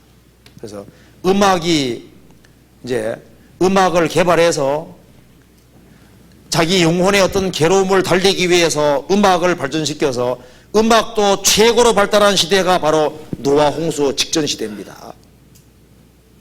그리고 22절에 신라는 두발 가인을 낳았으니 그는 동철로 각양 날카로운 기계를 만드는 자요. 그래서 전쟁 기술을 발전시켜서 동철로 각양 날카로운 기계를 만들고, 그래서 서로 죽고 죽이고, 그래서 성경이 말씀한 대로 죄악이 관영했다. 그래서 전쟁에 전쟁 이상을 삼고 전쟁 무기들이 아주 많이 있었던 거예요. 노아 홍수 전 시대에 가인의 후예들은 건축 기술을 발전시키고 먹는 기술을 발전시키고 그리고 음악과 예술을 발전시키고 그리고 결혼 제도를 파기해서 마음대로 마음에 드는 사람하고 결혼을 하고 아내를 여럿이 취하고 결혼제도가 다분기돼 갔던 겁니다. 그런데 창세기 5장 보면은 세세 후에 어떻습니까? 세세 후에는 무엇을 만들었다는 말이 없습니다. 그들은 수고로이 일을 했습니다. 5장 29절에 28절에 라멕은 182세의 아들을 낳고 이름을 노아라 하여 가로되 여호와께서 땅을 저주하심으로 수고로 일하는 우리를 이 아들이 아니하리라. 하나님께서 땅을 저주하셨습니다. 그래서 세세 후예들은 여전히 땅을 개간하고 농사를 짓고 농산물을 먹으면서 하나님께서 고기 먹는 걸 금하셨으니까 이때는요. 그래서 오로지 하늘을 바라보고 위를 바라보고 살았습니다. 그런데 이 노아 시대에 와서는 어떻게 됐습니까? 이 가인의 후예와 세세 후예가 섞여버렸는데 이 노아 홍수 전에 이 화려한 문명 때문에 문명이 최고로 발달했기 때문에 세세 후예가 거기에 미혹이 돼버린 거예요. 뒤섞여버렸습니다. 그래서 그때 진리를 지키는 사람은 노아 식구들밖에 없었기 때문에 노아 식구들만 살아남고 나머지는 다 죽게 됐고 세세 후예들은 징계로 죽었기 때문에 옥에 갇혀 있다가 예수님이 십자가 죽으시고 부활하심으로 그들을 끄집어내 줬다고 성경에 나와 있잖아요. 창세기 6장 1절입니다. 사람이 땅 위에 번성하기 시작할 때 그들에게 딸들이 나니 하나님의 아들들이 사람의 딸들의 아름다움을 보고 자기들이 좋아하는 모든 자로 아내를 삼는지라. 여기 하나님의 아들들은 세세 후예고 사람의 딸들은 가인의 후예입니다. 그래서 하나님의 아들들이 사람의 딸들이 아름다움을 보고 자기들이 좋아하는 모든 자도 아내를 삼는지라. 그러니까 이 가인의 문명에 유혹이 돼버린 거예요. 뒤섞여버린 겁니다. 혼잡이 돼버린 겁니다. 그래서 심판이 가속화가 된 겁니다. 지금 노아 홍수 때 이 정도에서 완전히 벗어나서 모든 것이 파격으로 흘렀습니다. 파격으로. 요즘도 보면은 우리 시대도 노아 시대하고 똑같이 됩니다. 모든 것이 다 파격으로 흐릅니다. 정상적으로 되어지는 것이 없어요. 이 세상이나 세상에 있는 것들을 사랑치 말라. 세상에 있는 모든 것이 육신의 정욕과 안목의 정욕과 이생의 사랑이니 다 아버지께로 쫓아온 것이 아니요 세상으로 쫓아온 것이니라. 마귀가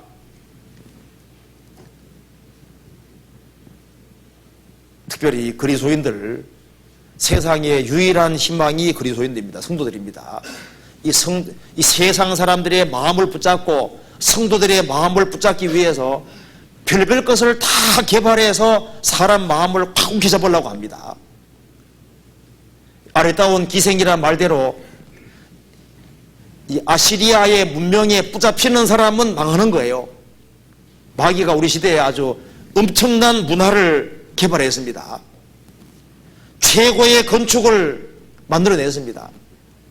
그리고 문명의 편리를 이용해서 별것을 다 만들어냅니다. 육신의 정욕, 안목의 정욕, 이생의 사랑에 속하는 것을 계속 개발해서 사람들 마음을 거기에 딱 붙잡아두는 거예요. 우리 시대의 사람들은 육신의 쾌락에 붙잡혀서 아무 생각이 없습니다. 머리가 그냥 텅 비어 있는 거예요. 우리 시대에 이 마귀가 사람을 넘어뜨리는데 특별히 영상 매체 이런 거 있잖아요. 우리 시대에 아주 그 강력한 그 문화들을 이용해 가지고 사람 마음을 꽉 붙잡습니다. 구원받지 못하는 이유 중에 하나가 바로 그겁니다. 세상 사람들이 눈에 보이는 것에 마음이 꽉 붙잡혀 있는 거예요. 그 스포츠, 스크린, 섹스 이거지 않습니까? 눈에 보이는 어떤 그런 것에 꽉 붙잡아 놨습니다. 그래서요, 아무 생각이 없습니다. 인생에 대해서 진지하고 깊게 생각하는 사람들이 없어지는 거예요. 그래서 이 음녀 배후에 뭐가 있냐면 마귀가 있는 겁니다. 그래서 멸망을 시켜버리는 거예요. 성경 한번 찾아봅시다. 잠언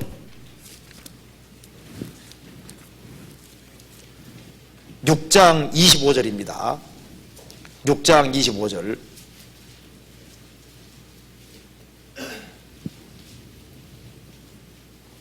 내 마음에 그 아름다운 색을 탐하지 말며 그 눈꺼풀에 홀리지 말라. 음료로 인하여 사람이 한 조각 떡만 남게 되며 음란한 계집은 귀한 생명을 사냥하느니라. 사람이 불을 품에 품고야 어찌 그 옷이 타지 아니하겠으며 사람이 숯불을 밟고야 어찌 그 발이 되지 아니하겠느냐. 여기서요, 내 마음에 그 아름다운 색을 탐하지 말며 눈꺼풀에 홀리지 마라. 음료로 인하여 사람이 한 조각 떡만 남게 된다. 마귀가 눈에 보이는 그럴싸한 거로 사람을 유혹을 시킵니다. 그래서 거기에 딱 붙잡히면은 사람이 결국은 한 조각 떡만 남게 되는 거예요. 이 이상 어디엔가 하나 붙잡히면은 마귀에게 다 빼앗깁니다. 이 하나님 백성인 이스라엘 백성들이 아시리아의 잘못된 것에 딱 붙잡히면은 거기에서 다 빼앗기는 거예요. 모든 좋은 것을 다 빼앗깁니다. 삼손이 들리나를 가까이 함으로 어떻게 됐습니까? 하나님이 주시는 신분을 다 빼앗긴 거예요. 머리 들어가게 버리잖아요. 성도에게는 하나님이 주시는 힘이 있고 하나님이 주신 지혜가 있고 능력이 있는데 그것을 세상 것을 가까이 함으로써 그 배후에 마귀가 있는데 그걸 가까이 함으로 신령한 것을 빼앗길 수 있는 겁니다. 이 세상의 죄는 다 도둑놈입니다. 이 세상 것을 가까이 하기 때문에 온갖 좋은 것을 다 빼앗기는 거예요. 사람이 한 조각 떡만 남게 되며 하나님께 많은 달란트를 부여받았는데 그 달란트를 활용도 못하고 다 빼앗기는 사람들이 많습니다. 하나님의 형상대로 지음받은 사람이 고작 눈에 보이고 썩어지고 없어질 것을 추구함으로써 그것으로서 멸망시키는 겁니다. 이 성경에 말씀한 대로 아시리아의 문명과 문화가 최고로 발달한 시대입니다. 그런데 그걸 가리켜서 하나님께서 아리따운 기생이라고 얘기를 했습니다. 그게 혹하지 마라 그 말입니다. 속지 마라 그 말입니다. 어떻게 하면 되냐? 어떻게 하면 성경 시편 27편 보시겠습니다. 시편 27편 4절입니다.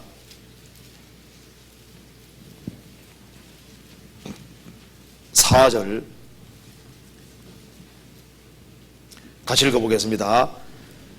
내가 여호와께 청하였던 한 가지 일 곧 그것을 구하리니 곧 나로 내 성전에 여호와의 집에 거하여 여호와의 아름다움을 앙망하며 그 전에서 사모하게 하실 것이라.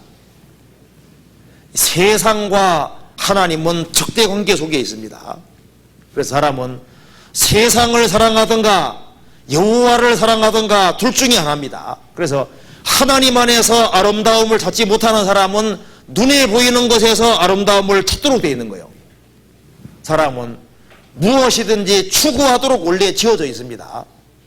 그래서 마귀의 길을 따르든지 하나님의 길을 따르 둘 중에 하나입니다. 결국은 이 세상의 문화와 문명 이것에 마음이 붙잡히지 않기 위해서 어떻게 되는 겁니까?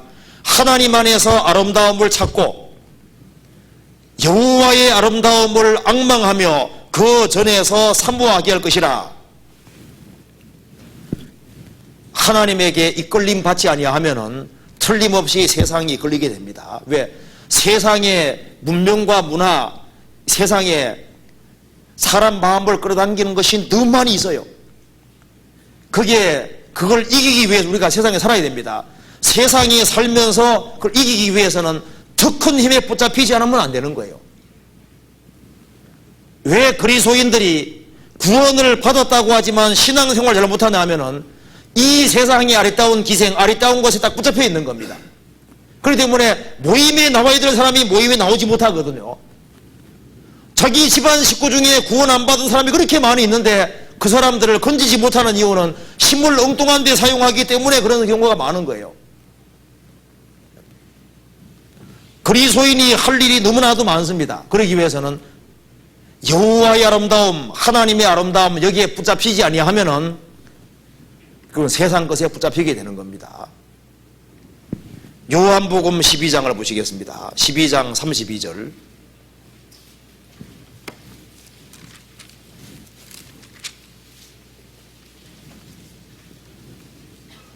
12장 32절 같이 읽어보겠습니다. 내가 땅에서 들리면 모든 사람을 내게로 이끌겠노라 하시니. 여기서요 예수님 말씀하셨습니다. 내가 땅에서 들리면 십자가에 죽으시고 부활하면 모든 사람을 내게로 이끌겠노라. 이 사람을 잡아당기는 가장 강력한 힘이 십자가입니다. 세상에 붙잡혀 살던 사람도 그 사람이 십자가의 복음을 확실히 받아들이고 십자가가 영혼 속에 이루어지면은 성령께서 들어오셔서 성령께서 그 사람 마음을 붙잡아서 하나님 안으로 이끄시는 힘이 있잖아요. 세상의 사람을 사람 힘으로 붙잡지 못합니다. 왜냐하면 세상은 너무나도 강합니다. 더 강하신 유일한 분이 주님이시기 때문에 주님의 십자가를 확실히 깨달을 때 십자가는 사람을 강력하게 끌어당기는 힘이 있는 거예요. 우리가 왜 여기에 나와 있을까요? 다른 사람들은 구원받지 못한 사람은 눈에 보이는 것을 추구하고 눈에 보이는 것에 취해 있는데 우리는 여기에 왜 나와 있을까요? 십자가에 붙잡혔기 때문에 여기에 나와 있는 겁니다. 내가 땅에서 들리면 모든 사람을 내게로 끌겠노라. 주님은 사람을 끌어당기는 힘이 있습니다. 십자가는 강력한 힘을 가지고 있는 겁니다. 세상으로 가고 싶어도 못 가는 이유는 뭡니까? 그리스도의 사랑이 나를 강권하고 그리스도의 사랑 때문에 가지를 못하는 거예요. 십자가의 사랑에 붙잡히지 아니하면은 세상에 붙잡히게 되어 있습니다.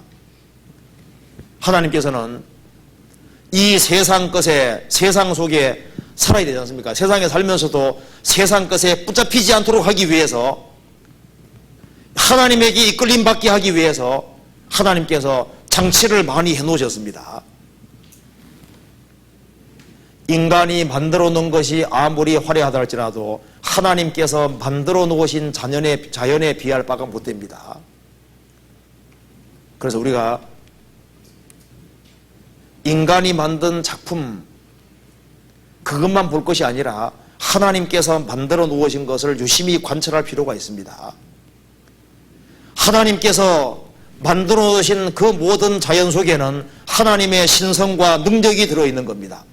그래서 하나님 만들어 놓은 것에 대해서는 꽃을 보서라도 유심히 보고, 동물도 유심히 보고, 저는 식물 보다가 동물들에 대해서는 관심이 많습니다. 그래서요, 어떤 여자분들은 꽃 같은 걸 좋아하는 것 같아요. 저는 그런 거 보다가 뭔가 움직이는 거 있잖아요. 개미라도 기어가면 그거 딱 주목이 되거든요. 이렇게 바퀴벌레라도 보이면 무조건 잡기 전에 딱 보고 어떻게 생겼거나 보고, 무조건 잡는 게 아니고, 이것도 하나님이 만들어 놓은 거잖아요. 하나님이 만들어 놓은 것에 대해서는 유심히 관찰하는 것이 필요하겠습니다. 뭔가 배울 것이 있거든요. 공중의 새들, 하나님께서 만들어 놓은 모든 그 만물들을 유심히 보면은 그 속에서 뭔가 배우는 것이 있습니다.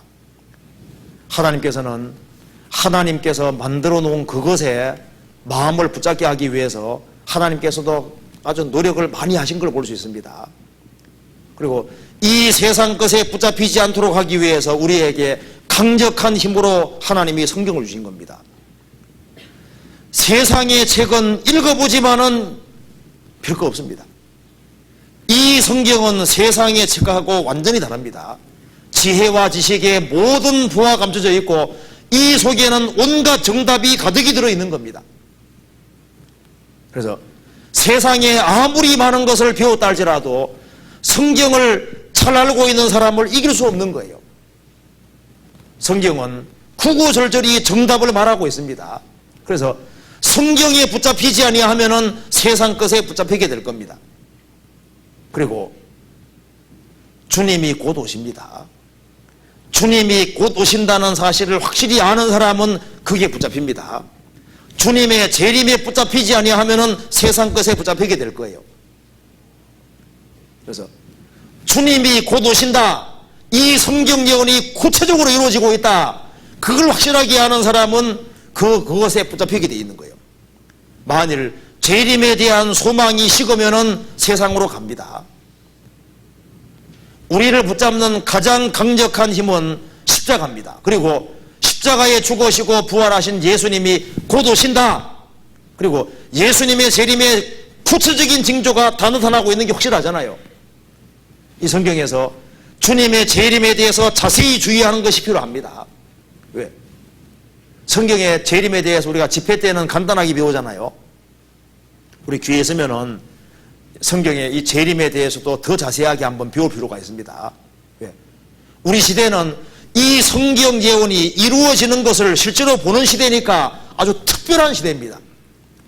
왜 하나님께서 우리 시대에 재림의 징조를 구체다 보여주실까요? 세상이 그만큼 잡아당기기 때문에 재림에 붙잡혀 살아나고 징조를 보여주시는 것이 되는 겁니다. 그리고 이 세상에서 가장 힘을 크게 발휘하는 것이 교회라는 걸 알아야 됩니다. 이 교회 안에 거하는 사람이 안전한 거예요. 이스라엘이 출애굽을 했을 때 광야 교회 안에 밀접하게 거하는 사람이 안전했습니다. 그래서 이 성도의 무리 속에 섞여 있고 무리 가운데 거하는 사람, 그 속에서는 주님이 주시는 기쁨이 있고 주님이 주시는 즐거움이 있고 주님의 어떤 힘과 능력이 있기 때문에 그 힘을 받아야만 세상을 이길 수 있는 겁니다. 만일 교회 안에서 주님의 능력에 붙잡히지 아니하면은 세상으로 가게 됩니다. 그래서 모이기를 더욱 힘쓰지 아니하면은 붙잡히는 수가 있는 거예요. 어느 사람, 아이고 오늘을 수요일은 빠지자. 한 번 빠져도 별일 없거든요. 아, 빠져도 되구나. 예외가 생기면 이제 큰일 나는 겁니다. 목요일날 꼭꼭 나왔는데, 금요일, 여기 오늘 목요일 맞죠? 아카데미 꼭꼭 나왔는데, 한 번 빠졌습니다. 아, 한 번 빠져도 괜찮네. 그럼 그 다음 또 빠지게 됩니다. 예외라는 걸 만들지 말아요, 예외를. 밥을 찾아 먹듯이 아주 꼭꼭 나와서 규칙을 지킨다는 것이 아주 좋은 것이 될 수 있습니다. 모이기를 피하는 어떤 사람들의 습관같이 하지 말고 그날이 가까움을 볼수록 더욱 그리하자. 그 말은 주님의 재림이 가까울수록 신앙생활하기가 어렵기 때문에 모이기 더욱 힘써 이렇게 나가는 겁니다. 이 세상이 강력한 힘을 발휘하고 있습니다. 그렇기 때문에 주님께서 이 세상 것을 피하게 하기 위해서 세상에 살지만은 세상 것을 이기도록 하기 위해서 세상에 들어가면은 악한 것을 접하게 되는 거예요. 그걸 씻기 위해서 주님께서 말씀이라는 물도 주시고 또 새롭게 회복시켜 주십니다. 세상에 나갔다 오는 사이에 뭔가 묻어 들어오잖아요. 그런데 말씀을 또 충분히 배우면 어떻게 됩니까? 또 새로운 마음이 생기고 각오가 생기잖아요. 그렇게 해서 주님께서 이기게 만들어 가시는 겁니다. 우리는 뭔가를 붙잡혀야 됩니다. 세상 사람들은 세상 것에 취해 있습니다. 우리도 어딘가 취해 살지 아니하면은 세상을 못 이기도록 되어 있는 겁니다. 시편 69편 보시겠습니다.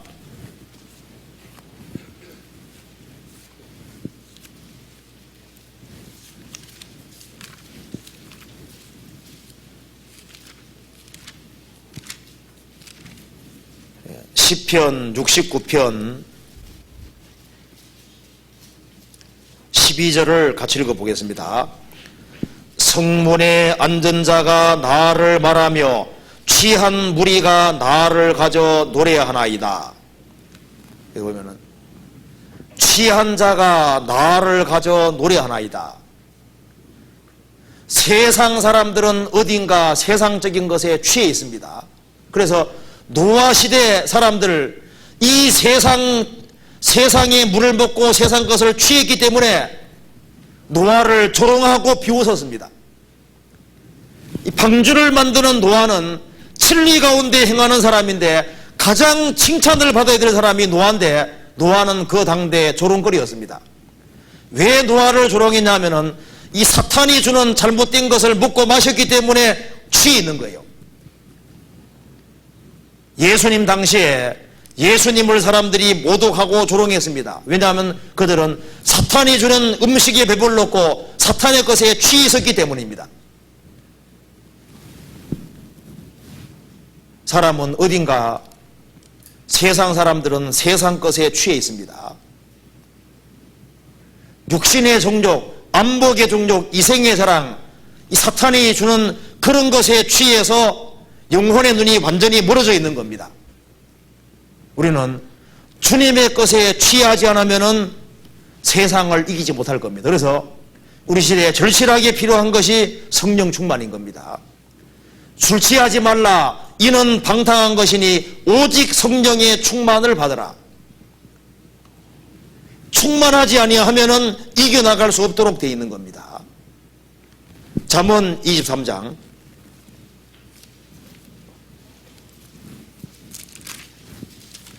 23장 30절 같이 읽어보겠습니다. 술에 잠긴 자에게 있고 혼합한 술을 구하러 다니는 자에게 있느니라.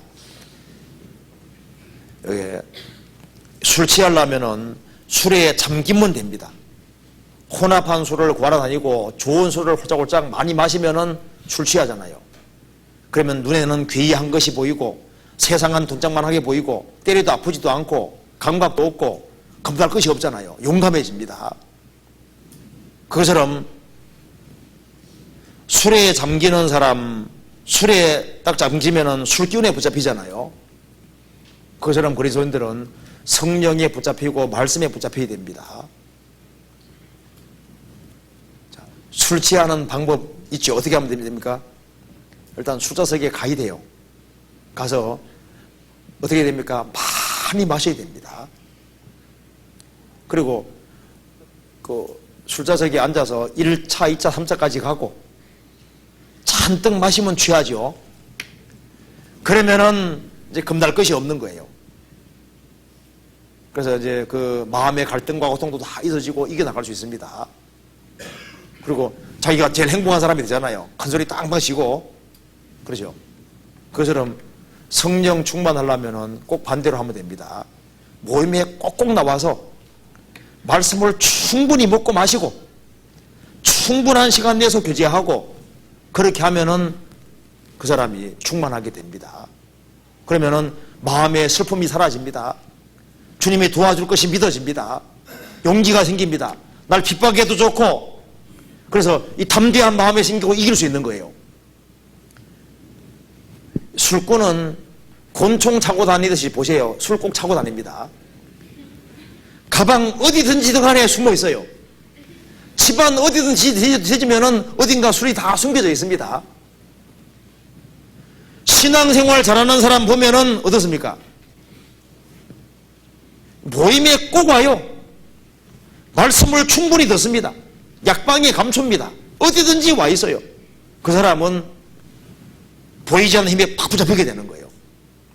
그리고 가방 어디든지 뒤지면은 신앙 서적이 있고 테이프가 있고 성경책이 있죠. 그리고 화장실 가도 심심한 분도 봅니다. 그렇죠? 그 사람은 충만하게 될 수밖에 없는 거예요. 그래서 이 세상 것에 취하지 아니하려면은 주님의 사랑에 빠지지 아니하면은 진리 가운데 사는 그 속에서 즐거움을 느끼지 아니하면은 신앙생활은 재미없게 되는 거예요. 그러면은 딸려가는 겁니다. 신앙생활하는 속에서 즐거움이 뭔지 알아야 되거든요. 영혼을 건지는 즐거움이 뭔지를 알아야 됩니다. 그거 알아야만 신앙생활에 맛이 있거든요. 그리고 이제 봉사 안 하던 사람은 봉사도 해보면은 봉사하는 속에서 기쁨과 즐거움이 있는 거예요. 내가 다른 사람들을 도와주고 어려운 형제들인데 가서 같이 신방도 하고 적극적으로 선을 행하다 보면 그 속에서 세상 사람들이 모르는 즐거움이 있는 겁니다. 사람은 신앙 속에서 즐거움이 뭔지를 깨닫고 알아야만 그 속에서 진짜 행복이라는 게 있는 거예요. 말씀을 듣는 만큼 우리가 신앙 안에서 할 수 있는 걸 찾고 적극적으로 행하고 그렇게 함으로써 우리 마음이 더욱 충만해집니다. 사회 바다는 받아들이기만 하고 내보내는 게 없으니까 사세사인 거예요. 죽습니다. 요단강은 갈릴리로서는 항상 풍성하잖아요. 왜? 들어오는 것도 있고 나가는 것도 있습니다. 우리가 말씀을 듣는 동시에 우리가 할 일을 찾아서 성실하게 행할 때 행하는 속에 또 주님이 부어주는 게 있습니다. 우리에 있는 것이 나가면은 또 주님이 채워주시는 것이 있어요. 그래서 적극적으로 영혼을 건지고 그리고 건지는 가운데 욕을 얻어먹었다. 진리 가운데 사는데 핍박을 받았다. 그 속에서 말씀을 들으면 말씀이 더 꿀맛이 되고 이 말씀이 더 확실하게 믿어지고 마음에 더 큰 기쁨을 주도록 되어 있습니다. 그렇잖아요. 이 나홈서에서 이 아시리아 사람들의 어떤 잘못된 것에 딱 붙잡히면은 기생에게 붙잡히는 거하고 똑같다고 설명하고 있는 겁니다. 여호와의 아름다움, 하나님의 아름다움에 붙잡히지 아니하면은 세상으로 가게 되는 겁니다. 왜 롯이 갈대아우르에 나와서 소돔으로 들어갔을까요? 그는 애굽에 잠깐 내려갔다가 애굽에 있으면서 에집트의 도시 문명에 물이 들어버린 거예요. 그래서 같이 애굽에서 나왔지만은 아브라함은 신앙이 회복됐습니다. 그렇지만은 롯은 세상 사랑하는 마음이 들어왔고 그래서 아브라함과 분리되는 길을 택했고 결국은 세상의 화려한 그 소돔으로 들어가게 된 거예요. 그래 망했습니다. 사도 바울의 동력자 데마도 전도하러 다녔는데 이 세상에 딱 붙잡힌 겁니다. 데살로니가가 아주 화려한 도시고 죄 많은 도시였습니다. 거기에 잘못된 것에 붙잡혔기 때문에 세상으로 가버린 거예요. 그리스도인 중에도 세상 것에 붙잡혀서 세상으로 간 사람들이 많습니다. 그렇잖아요. 그리고 또 한 가지는 니느웨 도시가 멸망할 것을 말씀하시면서 대조적으로 하나님을 성이라고 표현을 했습니다. 찾아봅시다. 나홈서 1장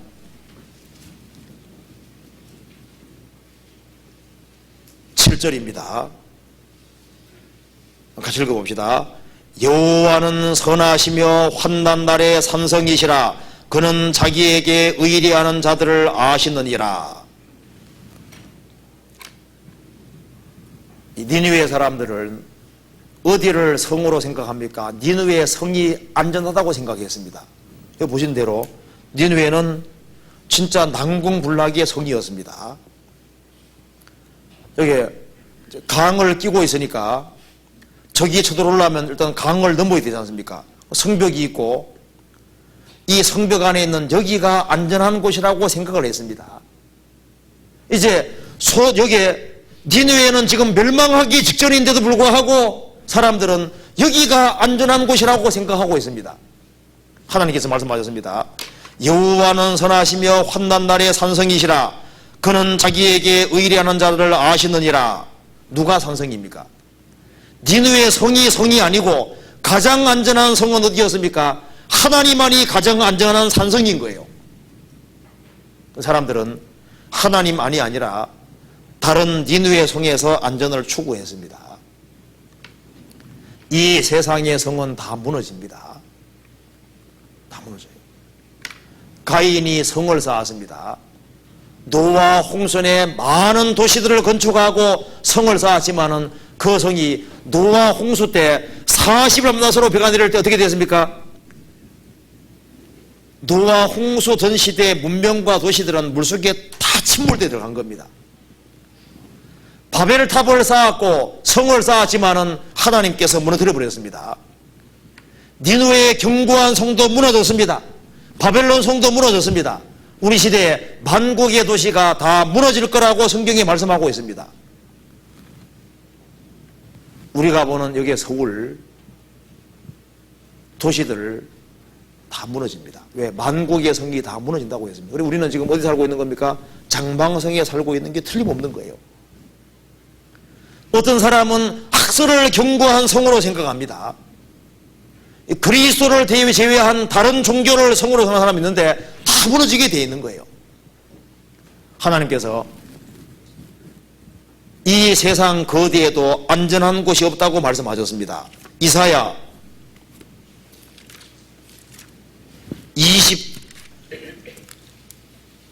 26장입니다. 26장 5절입니다.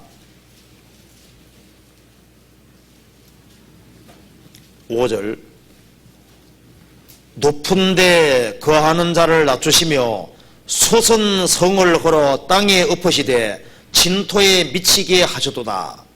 하나님께서는 높은 데 거하는 자들을 낮추시며 솟은 성을 걸어 땅에 엎으시되 진토에 미치게 하셨도다. 이 세상의 가장 견고한 도시들, 성들 모든 것은 주님께서 다 얼어버립니다. 그건 안전한 곳이 아니라는 거예요. 어디가 안전한 곳이냐 하면은 26장 1절 그날에 유다 땅에서 이 노래를 부르리라. 우리에게 견고한 성읍이 있으며 여호와께서 구원으로 성과 곽을 삼으시리로다. 이 세상의 도시, 이 세상의 안전한 곳이 견고한 곳이 아니고 하나님이 만드시는 견고한 성읍이 있는데 여호와께서 구원으로 성과 곽을 삼으시리로다. 주님께서 마련하신 바로 구원이 바로 성곽입니다. 주님의 안, 바로 그리스도 안이 견고한 성곽인 거예요. 그것이 바로 견고한 성읍입니다. 그 안에 들어와 있는 사람은 가장 안전한 거예요. 그리스도 안에 들어와 있는 사람, 그 사람은 가장 견고한 성읍 안에 들어와 있는 사람하고 똑같은 겁니다. 그래서 여호와께서는 환난 날에 유일한 산성이 되십니다. 이 세상은 장방성인데 장방성 어디에도 안전한 곳은 없습니다. 이 세상에서 안전한 곳에는 전혀 없어요. 필동에 사는 어떤 사람은 그 집이 아주 낡은 집이었습니다. 그래서 새 집을 건축하려고 이제 포크레인으로 이제 그 집을 다 헐어버리고요. 땅을 이제 구덩이를 파고 있는데 그 밑에서 1m가 넘는 폭탄이 나왔습니다. 그래서 전문가들이 제거했잖아요. 6.25 사변 때 폭탄이 1m 넘는 게 떨어진 거예요. 폭발하지 않으러 있는 겁니다. 그 위에 폭탄 있는지 모르고 그 위에다가 집을 지었던 거예요. 폭탄 밑에, 집 밑에 폭탄이 있는데 그걸 모르니까 편하게 잤던 겁니다. 이 세상은, 이 세상 밑에 뭐가 있는지 아시죠? 불이 있습니다. 불이. 앞으로 세상은 불로 멸망하도록 되어 있는 것이 틀림없습니다. 세상은 안전한 곳이 없어요. 우리에게는 견고한 성읍이 있는데 구원으로 성곽을 삼았는데 그리스도의 피공난에 들어오는 사람만 안전한 사람인 겁니다. 하나님이 우리에게 유일한 산성이십니다. 시편 18편 보시겠습니다. 1절. 시편 18편 1절입니다.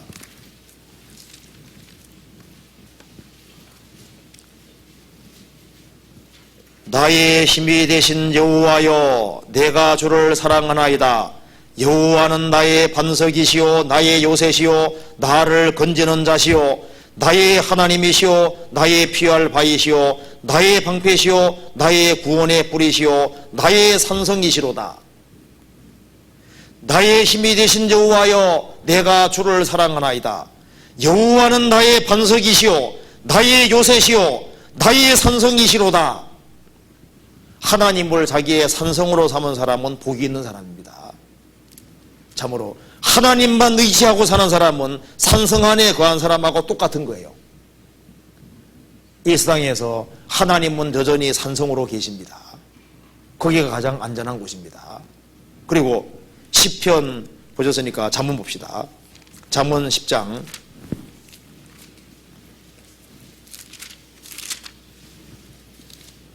잠언 10장 29절 같이 읽어보겠습니다. 여호와의 도가 정직한 자에게는 산성이요 행악하는 자에게는 멸망이니라. 여호와의 도, 여호와의 길, 여호와의 말씀은 정직한 자에게는 산성이요. 그렇죠. 이 하나님의 말씀은 산성입니다. 그래서 말씀 안에 거하는 사람은 가장 견고한 산성 안에 있는 사람하고 똑같은 거예요. 그래서 말씀 안에 거하는 것이 제일 안전한 길입니다. 이 명백한 말씀을 어기는 사람은 성 밖에 있는 사람하고 똑같은 거예요. 말씀 안에 있는 사람은 견고한 성 안에 있는 사람하고 똑같습니다. 그리고 교회는 일종의 성입니다. 시편 107편 보시겠습니다. 107편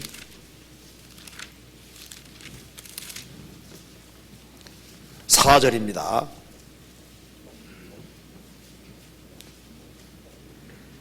저희가 광야 사막길에서 방황하며 거할 성을 찾지 못하고 주리고 마름으로 그 영혼이 속에서 피곤하여도다. 이에 저희가 그 근심 중에 여호와께 부르짖음에 그 고통에서 건지시고 바른 길로 인도하사 거할 성에 이르게 하시도다. 이 세상은 광야 사막길입니다. 우리가 방황하는 가운데 광야 사막길에서 영혼이 줄이고 말라고 갈 길을 알지 못했습니다. 그래서 하나님께 부르짖었을 때 하나님께서 근심 중에서 부르짖을 때 우리를 고통에서 건지시고 바른 길로 인도하사 거할 성에 이르게 하시도다. 우리를 영원한 천성에도 인도하시고 천성까지 가기 전에 이 세상에서도 성을 주셨습니다. 이 세상은 광야인데 광야 속에는 먹을 것이 없잖아요. 성 안에는 안전이 있고 먹을 것이 풍부합니다. 어디가 성입니까? 교회입니다. 교회. 교회 안에 있는 사람은 안전합니다. 교회 안에는 영혼의 양식이 있고 하늘의 만다가 있고 그게 풍성한 물이 있고 모든 것이 있는 거예요.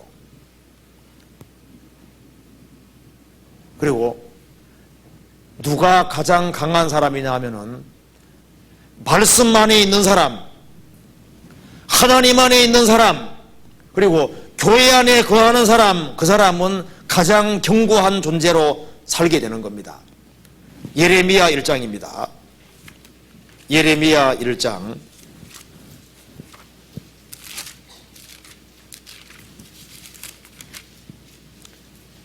18절 19절입니다. 성도들도 일종의 성읍으로 있는 겁니다. 18절 19절입니다. 같이 읽겠습니다. 보라, 내가 오늘날대로 그 온 땅과 유다 왕들과 그 족장들과 그 제사장들과 그 땅 백성 앞에 견고한 성읍 쇠 기둥 노 성벽이 되게 하였은즉 그들이 너를 치나 이기지 못하리니 이는 내가 너와 함께하여 너를 구원할 것임이니라. 여호와의 말이니라. 하나님 말씀하셨습니다. 예레미야에게 말씀하셨습니다. 내가 너로 견고한 성읍 쇠기둥 노 성벽이 되게 했다. 그래서 너는 이제 예루살렘 이스라엘 안에서 사역하는 가운데 사람들이 너를 치게 될 것이다. 너는 공격을 받게 될 것이다. 그렇지만 너를 이기지 못할 것이다. 왜냐하면 내가 너와 함께하기 때문이다. 그리스도인들은 이 세상에서 일종의 견고한 성읍 쇠기둥 노 성벽으로 존재하는 겁니다. 예레미야가 이 타락한 이스라엘 땅 안에서 많은 공격을 받았습니다. 그것처럼 성도들도 이 세상에서는 견고한 성읍으로 있는 겁니다. 그리고 그리스도인으로 생을 살아갈 때 주변 사람들이 우리를 치게 될 겁니다. 우리는 공격을 받게 될 겁니다. 마귀의 공격도 받고 친한 친구의 공격도 받고 세상 문화의 공격도 받고 많은 공격을 받습니다. 공격은 받을 것이지만 너를 이기지는 못할 것이다. 왜냐하면 주님이 함께 하시기 때문입니다. 넘어질 때가 있지만은 아주 엎드러지지 않습니다. 왜? 주님이 같이 계시기 때문입니다.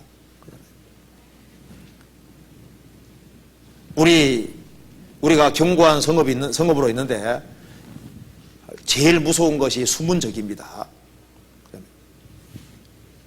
문을 열고 이 성 안에 잘못된 것을 받아들이면 큰일 나는 수가 생깁니다. 포도원 허는 작은 여우 잡으라는 말씀대로 우리 마음이 붕괴되지 않도록 조심해야 됩니다.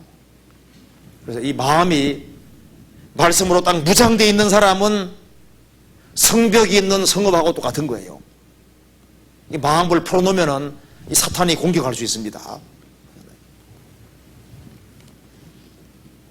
그래서 이 나홈서에서 가르치는 바가 나홈이 말씀하는 가장 핵심 요소는 이 니느웨, 이 아시리아는 결국은 멸망할 도성인데 여기는 소망 없다 그 말입니다. 그렇기 때문에 하나님을 자기의 산성으로 삼는 길밖에는 다른 길이 없다는 것을 아주 확고하게 얘기를 하고 있는 겁니다. 우리는 지금 장망성에 지금 살고 있다는 겁니다. 그래서 이 세상 어디에도 안전하고 피할 곳은 없습니다. 오직 하나님이 산성이니까 하나님 안에 피하는 사람만 살 수 있다. 그것을 얘기를 하고 있는 겁니다. 그리고 하나님 안에 있는 사람, 그 사람은 또 일종의 작은 산성으로 있는 거예요. 존재하는 거예요. 성읍으로 존재하는 겁니다. 그래서 우리가 견고하게 서지 아니하면은 주변 사람을 인도할 수 없습니다. 우리가 여기에 존재하는 목적은 세상에서 무엇인가를 누리기 위해 사는 것이 아닙니다. 우리는 멸망할 도성에서 멸망에 처한 사람들을 건지기 위해 사는 겁니다. 우리가 공부하는 목적도 뭐예요? 그것은 공부 목적이 아닙니다. 수단입니다. 그런 걸 수단으로 해서 다른 사람을 건지기 위한 거예요. 소돔 고모라의 소망은 의인 10명입니다. 예루살렘의 소망은 의인 1명인 거예요. 우리 시대의 소망은 그리스도인입니다. 복의 근원도 그리스도인입니다. 그래서 그리스도인이 세상에서 가장 유명하고 하나님께서 그리스도인에게 가장 초점을 맞추고 있다는 걸 확실히 알 필요가 있습니다. 마지막으로 이거 하나만 읽어드리겠습니다. D.L. 무디가 한 것을 한번 읽어드리겠습니다. 20페이지. 사람이 인정을 받으려면 죽은 지 1000년이 지나야 합니다. 노아 시대의 사람들에게 위인의 이름을 말해보라 하면 그는 아마 에녹이라 할 것입니다. 노아는 아무것도 아니었을 것입니다. 아브라함 시대에 누가 제일 위인이냐 물으면 사람들은 아브라함이라고 말하지 않고 노아라고 하였을 것입니다. 모 시대에는 아브라함이 위인의 소리를 들었을 것이며 세례 요한 시대에는 엘리야였을 것입니다. 예수님 당시에 베드로에 대하여 예루살렘 성에서 어느 누구도 그가 가치 있는 자라고 생각했던 사람은 없습니다. 그는 이름난 사람이 아니었습니다. 그러나 그는 주 예수님을 알고 있었습니다.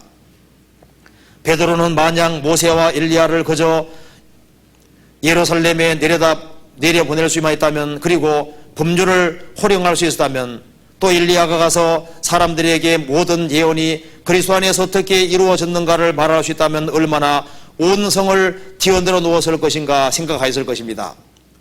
그러나 이러한 중대한 일을 하게 된 것은 모세나 엘리야가 아니었고 바로 베드로였습니다. 하나님은 여러분 당대에 누구보다도 더 많이 사용하실지 모릅니다. 저는 우리들이 하나님의 일을 다른 어떤 일보다 더 심히 줄이고 말한 것 같이 하면 하나님은 결코 저희를 실패케 하지 않을 줄을 믿습니다. D.L. 무디가 한 말입니다. 우리 시대에 누가 유명한 사람이냐, 지금 세상 사람들은 모르고 있습니다. 복음의 진리를 위해 사는 사람, 복음을 위해 사는 사람, 그런 사람들이 가장 유명한 사람이라고 할 수 있을 겁니다. 여기까지 말씀을 드리고요. 나오면서 내용은 아주 간단한 내용으로 되어 있습니다. 오늘 여기까지 하겠습니다. 같이 기도하시겠습니다. 은혜와 사랑이 충만하신 하나님 아버지 감사합니다. 오늘 이 말씀이 우리 영혼의 양식이 될 수 있도록 역사해 주시고 우리가 주님께 붙잡힌 되어 생을 살 수 있도록 도와주옵소서. 이 세상 그 어디에도 참된 만족과 안식이 없습니다. 은혜와 사랑이 충만하신 하나님 아버지, 여기 모여있는 모든 형제자매님들에게 더욱 지혜와 총명과 능력을 주시고 주님을 더욱 사모하는 마음을 허락해 주시고 주님께서 맡기신 일을 잘 감당할 수 있도록 더욱 도와주옵소서. 이번 주간에 있는 모든 집회에도 일일이 함께해 주시고 주님 역사를 나타내 주옵소서. 우리 구주 예수 그리스도 이름 받들어 기도하옵나이다.